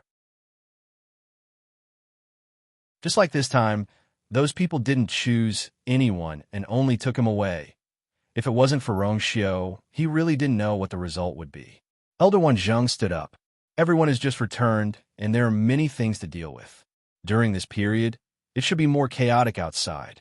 I'll have to trouble you to take care of Chuyu. Rongsho also stood up and nodded slightly. Don't worry. The entire Lingxiao College was indeed chaotic.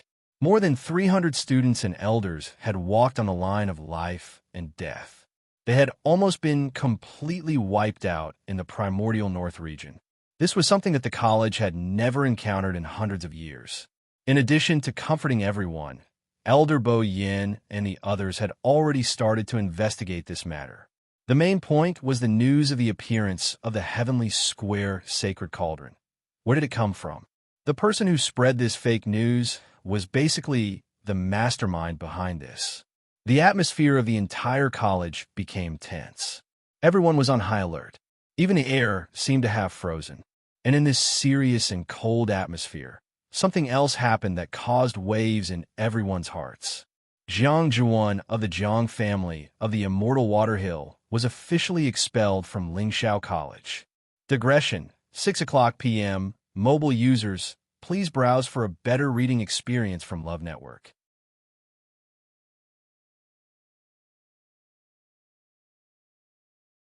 Chapter 1396. Thanks to Elder Hua Feng's enthusiastic help, the Immortal Water Mausoleum received the news immediately. Jiang Hetian rushed to the school as fast as he could. Lingxiao College was in a critical period and was heavily guarded. No one could enter or leave as they pleased. According to Elder Bo Yin, they should have sent Jiang Zhuan out of the school and let the Jiang family pick her up from Fong State City. However, considering that the matter was blown out of proportion and would be bad for the school's reputation, they let her in. Of course, only Jiang Hetian was allowed to enter the school. The rest of the Jiang family, who came with him, were all kept out of the barrier.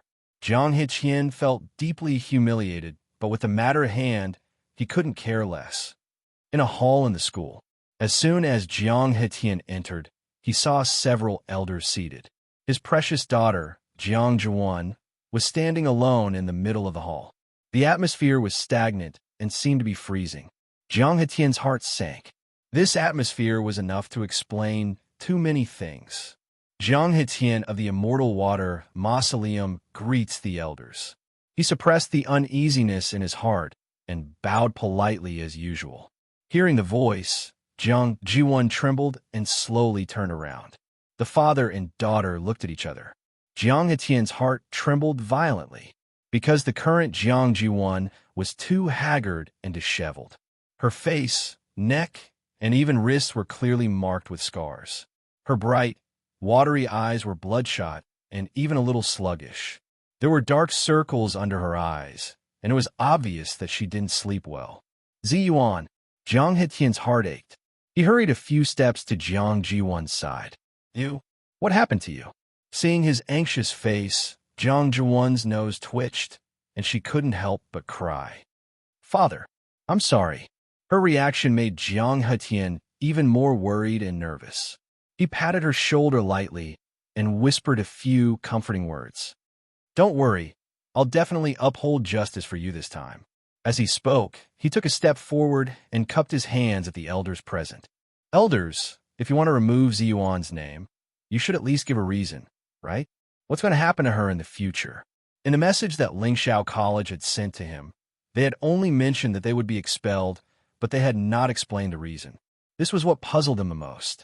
He knew that not long ago, Wei Shiping's name had also been removed.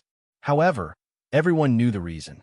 Even now, Wei Shiping did not have the face to return to the Chingupa family way. But when it came to them, how could they be so muddle-headed? He had to get an explanation. Elder Hua Feng smiled. Patriarch Jiang, it must have been hard for you to come all the way here. Why don't you sit down and talk? Jiang Hetian refused. I won't be sitting. Elders, if you have something to say, just say it. He was so angry that he didn't even want to give her any face. However, Elder Hua Feng didn't care about this at all. He nodded and did not continue to persuade him. Patriarch Jiang, to be honest, it's because we want to save some face for you and the Immortal Water Tomb that we didn't announce the reason. If you must know, why don't you ask Jiang Jiwan yourself? Jiang Hetian's heart sank when he heard this. The other party's attitude was so calm. Could it be that Jiang Ji-won really did something wrong? Oh, right. There's something that you might not know yet. Elder Hua Feng reminded him. Before she was expelled, Elder Danxing took the lead in severing his master-disciple relationship with her. These words were undoubtedly adding insult to injury. Jiang Hetian was originally full of anger, but when he heard these words, he couldn't help but feel a little suspicious. He looked at Jiang Ji-won suspiciously. Ziyuan, what's going on? Jiang Ji-won knelt on the ground with a plop. Father, I was just confused for a moment. Please help me beg the elders and master. I don't want to leave the academy. I can't be expelled. Her tearful appearance made Jiang Hetian's remaining half of his heart turn cold. If you don't want to say it, this old man will. Elder Danxing, who had been silent, finally spoke. His gaze slowly swept over Jiang Heyuan's body. His tone was calm, as if he was just talking about an unimportant matter. At that time, we arrived at the northern border of the primordial world together and were attacked halfway. Jiang Jiwon betrayed us in order to survive alone. Jiang Jiwon's face turned ashen. At that time, all of us planned to split into two groups and escape separately. Jiang Jiwon was the first to be caught by the other party, and then she told the other party everything. Then, while the other party wasn't paying attention, she ran away alone. With every word that Elder Danxing said, Jiang Jiwon's despair surged up a little more, and in the end, she was completely swallowed up. She's quite lucky. After such a torment, she actually managed to survive. However, I heard that it also caused a lot of trouble for Hua Feng and the others. Compared to what you guys did, we're nothing. Elder Hua Feng waved his hand as if he didn't care. She just killed a 9-tailed blue crow and almost caused us to die under the claws of the 9-tailed blue crows. This understatement of sarcasm made Jiang Hetian feel as if a fishbone was stuck in his throat, and his face turned green and white. Elder Danxing looked at him and sipped his tea unhurriedly. Now, Patriarch Jiang, do you still want an explanation? Peng Min Mountain. It was as quiet as ever. Even though the outside was turbulent, no one dared to come here to disturb them. Inside the tower, in an empty room, the 7 fan doors floated quietly. A faint glow shone on the black jade floor, pure and holy. Suddenly, a slight fluctuation came from one of the doors. This movement immediately attracted Elder Meng's attention. A deep and old voice sounded in the room, with a hint of puzzlement. As time passed, the ripples on the door gradually grew stronger. Even the entire door frame started to tremble slightly. It was as if something was about to rush out. Could it be that the girl is back? Elder Meng's voice was filled with shock and surprise. Other than her, no one else could cause such a commotion. But why wasn't there any news from outside? If that girl was really back, Bo Yin and the others should have come to tell him long ago. Dong! The power inside began to hit the door, as if it was trying to break free. As expected, you're still as restless as her. Elder Meng snorted softly. An invisible and majestic force suddenly converged from all directions, enveloping the door within. Being suppressed, the fluctuation on the door gradually decreased. However, after a moment of silence, there was another sound of impact from behind the door. Dong dong, dong dong. One sound, one after another, was extremely rhythmic. In the calmness, there was passion and intensity. Mobile users, please browse and read. A better reading experience comes from the Love Network.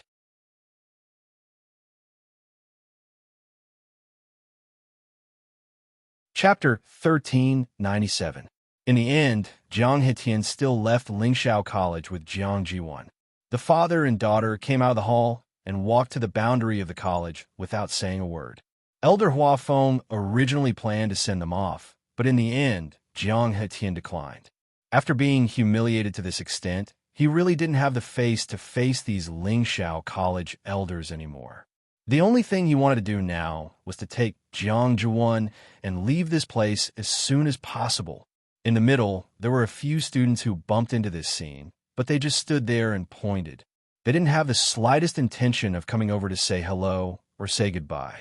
Those scattered strange gazes and sarcastic mockery were like a nightmare, shrouding the hearts of Jiang Ziyuan and her father, and they couldn't get rid of it. The two elders in charge of guarding the boundary didn't deliberately make things difficult for them. After seeing that it was them, they simply responded and opened the boundary. Jiang Hetian took the lead and stepped out. He couldn't stay in this place for a moment longer. Jiang Juwan stood in place but dilly-dallied. She was somewhat reluctant to part with them. She couldn't help but look back. The towering Dongwang Bell Tower, the wide and clean Qingming Square, and the rolling mountains filled with the force of heaven and earth at this moment. A figure appeared on the Dongwang Bell Tower. Elder Bo Yen. He waved his long sleeves, and on the black wall of the Dongwang Bell Tower, the Qingyun ranking appeared. Countless names that were emitting a faint glow were shining on it. That was glory, and also glory. Many people in the college looked over. Jiang Ji1 saw her name. But in the next moment, those three words quickly dimmed, as if drifting with the wind. Removed in public. This was the greatest humiliation he had ever suffered. Jiang Ji1 staggered and almost fell to the ground. A wave of unwillingness and resentment surged in her heart. Jiang Ji1's hands couldn't help but clench in her sleeves. She had stayed here for several years. How could she not be reluctant to leave? It was precisely because of her outstanding performance in Lingxiao College that she could be looked up to and envied by everyone. But from today onwards, everything would vanish in a thin air. The pride, the glory, the praise. Everything would be reduced to nothing. Originally, she should have gotten the best, Yuan. Jiang Hetian could not help but urge. His voice was a little cold, as if he was forcibly suppressing something. Jiang Juan came back to her senses and quickly turned around. He's here. However, just as he took a step forward, he was stopped by another elder. Wait. Jiang Juan looked up blankly. The other party stretched out a hand. His face was expressionless, and his tone was businesslike. Since you've been expelled from the academy, your pass will also be confiscated. Jiang Ji1 felt extremely embarrassed. This feeling of being chased out mercilessly like a stray dog. How disgusting. She had never thought that she would have such a day. But no matter how dissatisfied she was, she didn't dare to go against the other party's wishes. She took out her black jade token and handed it over. The other party took the token, but found that Jiang Juan was still holding it tightly. He frowned impatiently. It's time to let go. Huh? Oh. Jiang Juan was extremely reluctant, but she could only retreat as if her hand had been scalded. Then take care of yourselves, elders.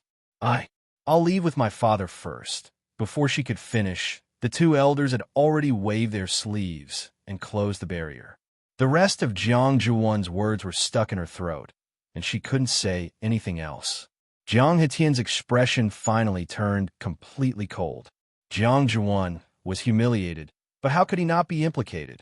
The other party's expression was clearly thrown at him and his daughter, as well as the entire mausoleum of immortals. However, the one who was in the wrong was Jiang Juan. Lingxiao College had already been extremely benevolent by not publicizing the reason. Let's go. Jiang Hetian turned to leave, his expression cold. Jiang Jiwan trembled. All these years, her father had never treated her like this. Her heart clenched. She felt that during this period of time, she had really suffered all the hardships and grievances of her life. Father, Jiang Hetian shot her an extremely cold look. If you have anything to say when we get back. Haven't you embarrassed yourself enough? Jiang Ziyuan was dumbfounded by the words that hit her in the face. The fire in her heart that had been suppressed for so long finally burst forth. I'm not going back. You're not going back. Jiang Hetian couldn't help but sneer. Then where do you want to go? Don't tell me you're still delusional about going back to Lingxiao College. After being expelled from Lingxiao College, one could imagine her situation in the world of gods from now on. He had invested so much energy and resources in her, but now it was all for naught. He still didn't know how to face those troublesome fellows in the mausoleum of immortals when he returned. Jiang Ji1 took a deep breath. I want to go to the Yuntian Tower. Jiang Hatian froze, his brows furrowed. Why are you going to the Yuntian Tower? Running away is not a solution. I'm not running away. Jiang Zhuan ran her fingers through her hair, her tone unusually firm. Father, I want to go to the Patriarch. Jiang Hetian finally realized something. But the Patriarch has been in seclusion for several years. What's the use of you going now? Then I'll wait until the Patriarch comes out. In any case, it was not appropriate for her to go anywhere, so she might as well wait. Now, the only person who could help her was the Patriarch. And only when she went to the Yuntian Tower would the Liang family have some scruples. Even if they wanted to do something to her, they had to get past this hurdle first. Rongxiu was unwilling to help her, but it didn't mean that she couldn't rely on the Yuntian Tower. Jiang Hetian's expression finally softened a little. This was indeed the best solution at the moment. Are you sure you can stay there and wait for the Patriarch to come out? Jiang Zhuan nodded firmly. As long as you go to the honorable elders and plead with them to send me there, it'll be fine. Also, I might be able to investigate Shangguan Yu's background. You still want to investigate that? Jiang Hetian disagreed. The people who were sent to investigate the Shangguan Yu had never returned. What could Jiang Zhuan find out on her own? In the end, she could only alert the enemy. You should take care of yourself first. Jiang Zhuan was taken aback by her father's reaction, but she still followed his advice. I understand. Jiang Hetian looked at his daughter's submissive expression and felt both heartache and anger. Forget it. Let's go to the Yuntian Tower. But if you continue to be like this... He swung his sleeves and turned to leave. Jiang Zhuan suppressed the surging emotions in her heart and quickly followed him. On the other hand, Rongxiu sent Elder Wanzheng away. He stood halfway up the mountain with his hands behind his back. The removal of Jiang Zhuan's name from the Dongwang Clock Tower caused quite a commotion in the academy. Everyone gathered in groups of 3 to 5, talking about something. Rongxiu's expression did not change. He looked up slightly and looked at the top of the tower. There was a name that had been erased. There was a surging undercurrent inside. Digression. Tomorrow at 12 o'clock. Mobile users, please browse for a better reading experience from the Love Network.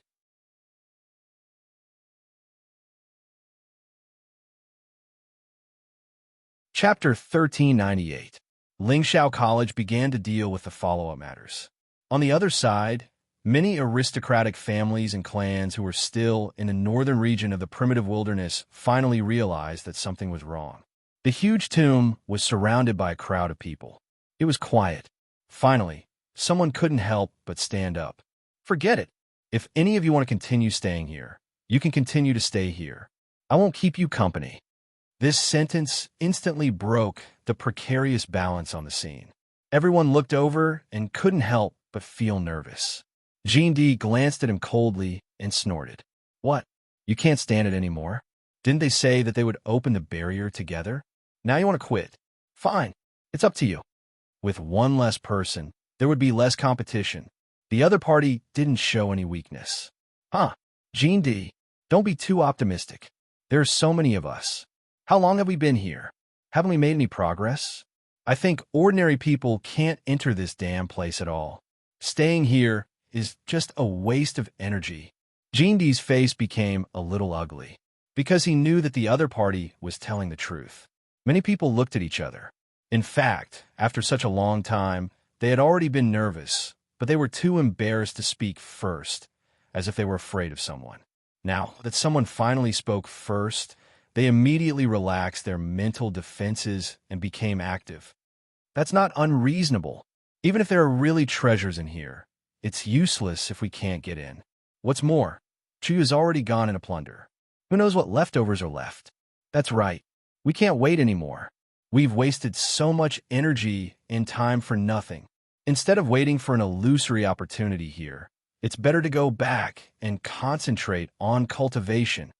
More and more people began to loosen up. Jean D was a little flustered.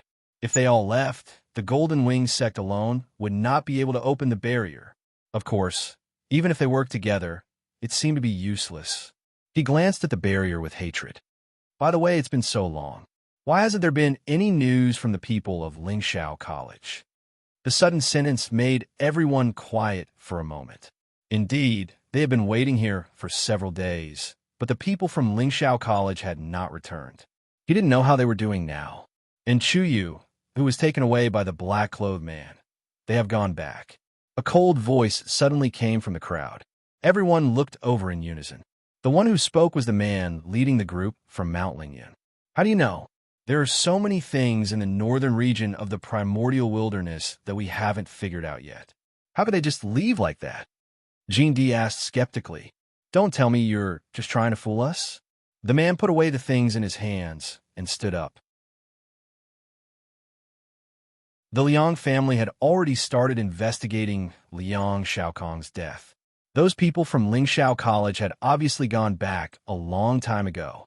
But fortunately, they still kept their word and did not expose the Spirit Charm Mountain. However, there is no such thing as an impenetrable wall in this world. It was better to return as soon as possible and make preparations early. The group of people behind him also gathered together. Believe it or not, it's up to you. Our Lingyun Mountain will not participate in this liveliness. Please do as you please. After saying this, the man happily turned around and left with his men. The people who were left behind were stunned. Wasn't this too sudden? The figures of the people from Mount Lingyun quickly disappeared. With one side taking the lead, it was much easier for the rest to leave. Even Lingxiao College has left. Then, is there something wrong with this place? Why don't we leave too? There's really no point in staying here. As they spoke, the various forces began to leave one after another. Jean D originally wanted to resist for a while longer, but seeing that everyone had left, he felt a little guilty. Therefore, after half a day, he tried a few more times and found that he really couldn't do anything to the barrier, so he could only give up. In the end, he left with his men. At this point, the surroundings of the tomb finally quieted down again. The wind howled, and snow fell from the sky again. The 9 dragon skeletons were motionless in the canyon, as if they had completely died. Only the silver barrier outside the tomb was flickering. It was as if something was about to wake up from its deep sleep. Mount Jiuheng. Time passed slowly. Chu Liwei had already been lying in bed for 3 days. She was completely unaware of everything that had happened outside. A barrier isolated all the noise outside. During these 3 days, Rongxiu had always been by her side. Every morning, Elder Wan Zheng would come once to check on Chu Liyue's situation. Seeing that she hadn't woken up, Elder Wan Zheng became more and more anxious. However, in comparison, Rongxiu didn't seem to be so anxious. Elder Wan Zheng could only temporarily suppress the emotions in his heart and wait patiently with them. Fortunately, Chu Liyue's physical condition was recovering at a speed visible to the naked eye, and vaguely, the aura on her body was still strengthening. Elder Wanjing only thought that it was because she had broken through in the primordial north and obtained that opportunity, so he didn't take it to heart. This kid was already able to break through from a rank 8 warrior to a rank 9 warrior in a few days. No matter what happened, it didn't seem to be shocking anymore. It was a pity that Chu Liyue hadn't woken up, so the Academy's investigation of the primordial north couldn't be carried out. However, with Rongxiu around, they couldn't disturb her and could only wait outside day by day. Chu Liyue felt that she had a long dream. In the dream, she had another name and another identity. She kept hearing someone calling her. Although she couldn't hear clearly what was being called, she knew that it was her. There seemed to be someone by her side all the time. She wanted to see the other person's appearance clearly, but she couldn't. Vaguely, she felt that this person seemed to be somewhat similar to Rongxiu, but it didn't feel completely the same. She felt a little puzzled and frowned. Later, she dreamed of a very strange scene. It was a snowy day. Goose feather-like snow fell. The world was covered in white snow, as if it had covered everything.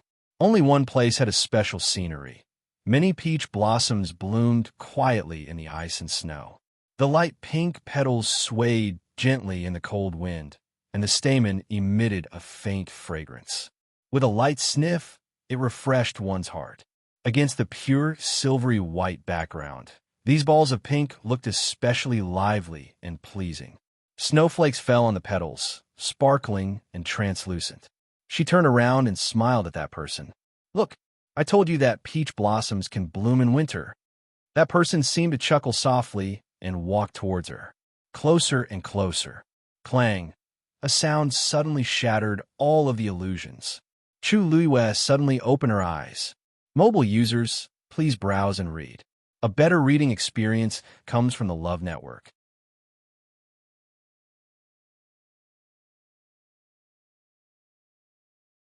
Chapter 1399. She sat up and looked in the direction of the sound. The door opened a crack, and a big furry head poked in. Its movements suddenly stopped, and it looked helplessly at the teacup that had suddenly fallen in front of it. Clearly, it didn't expect that its subtle movements would cause such a big commotion. Who would have thought that someone would put a teacup on an unlocked door? Tui. Someone was too much. As if it sensed her gaze, it slowly turned its stiff neck and looked in her direction. A human and a beast looked at each other. A pair of icy blue eyes widened slightly, and there was some nervousness in them. Then it blinked. Awake, awake. Looking at Xue's dazed expression, Chu Luiyue couldn't help but laugh out loud, and she waved at it. Xue, why are you in a daze? Come here. Roar. Xue let out an excited roar, and it quickly pounced on Chu Luiyue. With a vigorous leap, it directly jumped from a door into Chu Luiyue's arms. It was about to hug her. A cold and deep voice came from outside the door. Xue immediately became alert, and it slammed on the brakes. It actually stopped half an inch in front of Chu Luiyue. Its big head almost hit Chu Luiyue's face. The scene seemed to have frozen. Chu Luiyue looked at the wet nose in front of her, and the pair of icy blue eyes that were filled with panic and guilt, and the corners of her eyes twitched slightly. A well-defined hand appeared on the door, and then it slowly pushed it open. Rongxiu walked in. It seemed to be evening at this time, and the afterglow of the setting sun shone on him with a faint golden glow, making him look like a god that had walked out of a painting. His deep and clear phoenix eyes looked at Chu Luiyue, and his thin scarlet lips curled up slightly. You're awake? When he heard the commotion, he had already guessed it and immediately came in. Chu Luiyue looked at his face. The light behind him enveloped his face, and it was as clear as jade, but also seemed to be covered by a layer of veil that couldn't be seen through. Rongxiu. She tilted her head. I dreamed of you. Rongxiu's eyes moved slightly, and he walked over. His footsteps were calm, and his whole body was cold and noble. Is that so? Standing by the bed, he glanced at Xue's body. Xue shuddered and tactfully turned around to leave, running away like a wisp of smoke. Chu Luiyue, what did you dream of? Asked Rongxiu softly as he sat down by the bed and held her hand. Chu Luiyue stared at him fixedly, as if she wanted to see something from his eyes. She smiled. I dreamt. I took you to see the peach blossoms blooming in winter. Rongxiu's expression didn't change, but there seemed to be waves in the depths of his eyes. Was it beautiful? He held her face with one hand, and the corners of his mouth curled up. A warm breath came from his palm, with deep affection and gentleness. Chu Luiyue's heart skipped a beat, and she suddenly felt a strong sense of fatigue. She held Rongxiu's hand and gently pressed her face against it. Rongxiu was slightly stunned. In the next moment, Chu Luiyue looked up at him again. Perhaps it was because she had just woken up, or perhaps it was because the dream was too complicated and it made her physically and mentally exhausted. Her voice became lazy and slightly elongated, and there was a hint of softness and coquettishness in it. Rongxiu, she spoke in a low voice, but it was like a long silk thread that gently wrapped around his heart. His heart suddenly softened. He moved closer, took her into his arms, and kissed her between her eyebrows. It's beautiful when I look at it with you, Chu Luiyue muttered. Her voice wasn't loud, but he heard it clearly. He couldn't help but laugh, and even the corners of his eyes and eyebrows had a hint of a smile. Really? Chu Luiyue leaned on his shoulder and nodded gently. I don't know why, but I can't see your face clearly in my dreams. Rongxiu paused and pinched her delicate earlobe. I'm right here. You can look at me however you want. Chu Luiwe leaned in his arms for a while, and when she felt that her physical and mental strength had recovered, she propped herself up. She looked at him, and her eyes were as bright as stars. Suddenly, she leaned forward and quickly kissed him on the lips. You're right. He was hers, and he was right here. What was there to be conflicted about? Rongxiu's eyes suddenly darkened. However, just as he was about to continue, Chu Luiwe suddenly said, Rongxiu, can you do me a favor? Rongxiu paused. What favor? Chu Luiwe looked hesitant. I want to go to Mount Pingmin. Rongxiu raised his eyebrows slightly. Why? No reason. Chu Luiwe said, took half a step back, and was about to lift the quilt and get up. Halfway through lifting the quilt, she suddenly stopped. Then, she slowly raised her head and looked at Rongxiu in a daze. How long have I slept? She vaguely knew that she was carried back to Mount Jiuheng by Rongxiu from the northern region of the primitive land, but she didn't remember how much time she had experienced on the way. Rongxiu looked calm. 7 days. The corners of Chu Luiwe's eyes twitched crazily. She swallowed hard and asked word by word. Then, my clothes for the past 7 days. I helped you change your clothes, and I fed you tea and pills. Rongxiu seemed to know what she wanted to ask, and he answered smoothly. He suddenly approached and put his hands on Chu Luiwe's side. Chu Luiwe instinctively moved backward and only stopped when her back touched the head of the bed. Rongxiu quietly closed in, and the distance between the two of them rapidly shortened. Finally, they breathed. There seemed to be thousands of streams of light flowing in his eyes, which was intoxicating. Any woman in the world would find it difficult to break free from such a deep gaze. Then Chu Yue's face suddenly became hot, and her whole body was hot. The blood on my body, those dirty blood stains naturally have to be washed away as soon as possible. Otherwise, the wound will become inflamed and even fester, won't it? Rongxiu continued her words. No one else in the academy can do this, so I can only do it personally. You don't want your identity to be exposed, right? He was very close, and when he spoke, his warm breath sprayed on her slender neck and ears. It was like a spark starting a prairie fire. Chu Luiwe didn't hear his words clearly for a moment, and only felt like something was gently scratching her heart, making her a little distracted.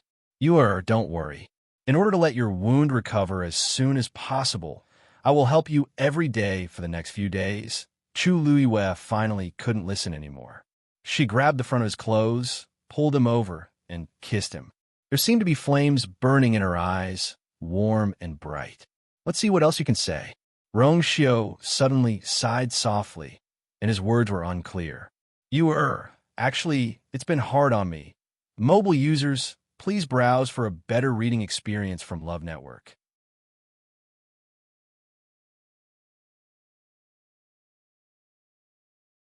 Chapter 1400.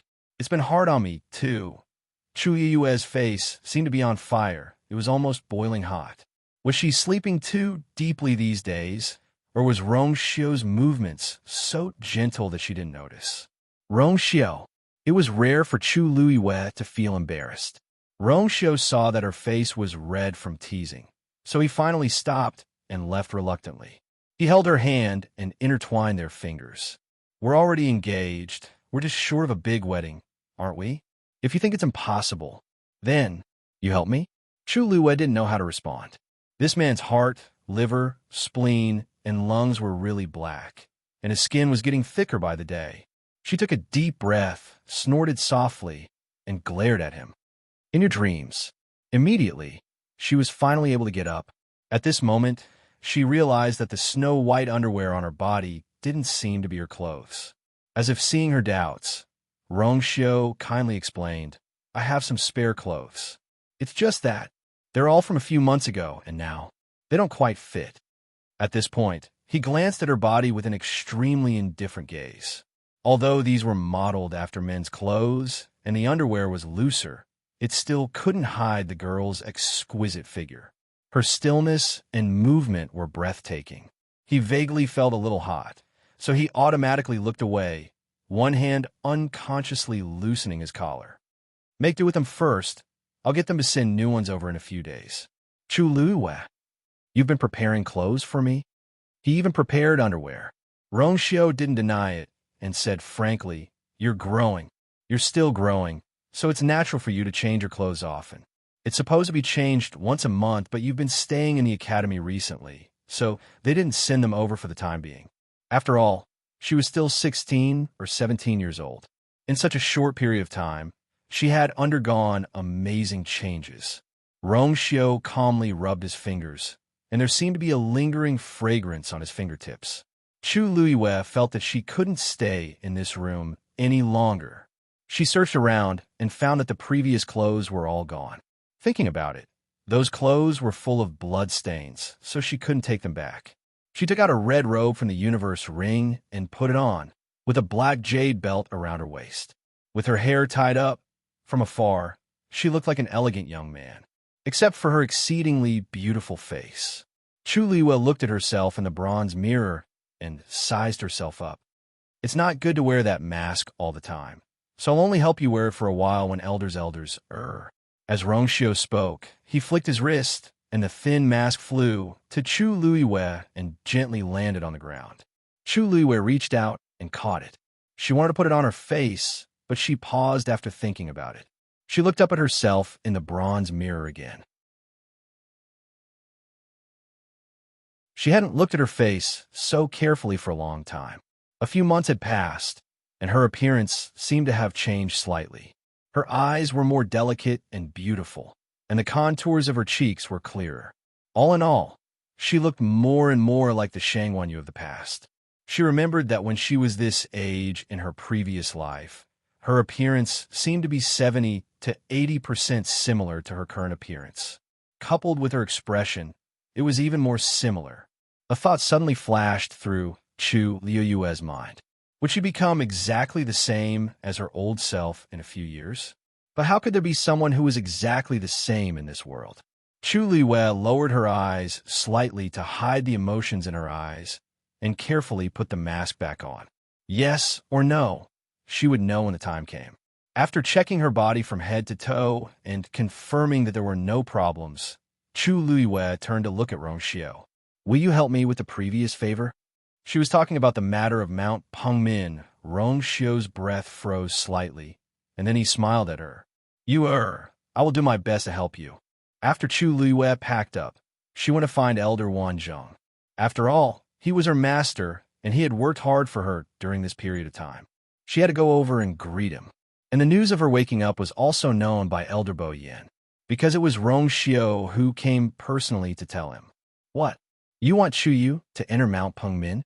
Elder Bo Yin stopped what he was doing and closed the thick book with a puzzled look. He just woke up, and his body should still be very weak, right? Isn't it inappropriate to go to Mount Pengmin at this time? Besides, that place has always been the place where students who have made mistakes have been imprisoned. He's fine, so there's no reason for him to. You don't have to worry about that. You know that he just broke through to the stage 9 martial artist. Besides, it's a stretch to say that she didn't do anything wrong. She originally didn't have the qualifications to follow Elder Huafeng on this trip to the northern region of the Great Desolate Land, but she still went in the end. Furthermore, after she went, she also caused a lot of trouble. Being imprisoned in Mount Pengmin is not a punishment but a warning. Rongxiu knew that Elder Bo Yin would not agree to this easily, so he had already prepared an excuse. Elder Bo Yin fell into deep thought and was still hesitant. But in the end, this matter should be blamed on Huafeng. After all, without his permission, Chu Yu couldn't have gone. As for what happened after that, it wasn't actually Chu Yu's own will. Elder Bo Yin didn't really want to put all the blame on Chu Luiwe alone. He frowned and looked at Rongxiu with uncertainty. Rongxiu, there should be another reason why you want him to go to Mount Pengmin, right? Based on Rongxiu's attitude towards Chu Yu, he definitely wasn't here to punish him this time. Rongxiu paused for a moment. Yes, Mount Pengmin is indeed dangerous, but the most dangerous place is often the safest place. A faint smile appeared on his face. I just need a period of time. On the other side, Elder Wanzheng was overjoyed when he saw Chu Luwei. He pulled her over and sized her up a few times. After confirming that her small body had really recovered and that there were no other problems, he finally relaxed. Stinking brat. This sleep scared your master half to death. Elder Wanzheng was usually a rather serious person. Now that he said such words, it could be seen that he was deeply affected by Chu Luwei. There was nothing he could do. When he thought of her lying in Rongxiu's arms with a pale and haggard face, his heart tightened. All these years, he had searched, and it wasn't easy for him to find this disciple. How could he not feel heartache when something happened? Chu Luoyue's heart warmed. Master, don't worry, I'm fine. Wanzheng. At this moment, a familiar voice sounded. The two of them turned around and saw a barefoot old man waving a cattail leaf fan flying over. Elder Mengyi. Chu Luoyue's heart suddenly skipped a beat. If I remember correctly, Elder Mengyi said that when Elder Wanzheng returned, he would show him the bill. Mobile users, please browse and read. A better reading experience comes from the Love Network. You're tuning into the Romance Rendezvous YouTube channel. We're so grateful for your support, and don't forget to subscribe to join us on this incredible journey through captivating stories. Your generosity through donations truly makes a world of difference, as it's the primary source of revenue that allows me to expand and enhance this channel for you. Thank you from the bottom of my heart for being a part of this adventure.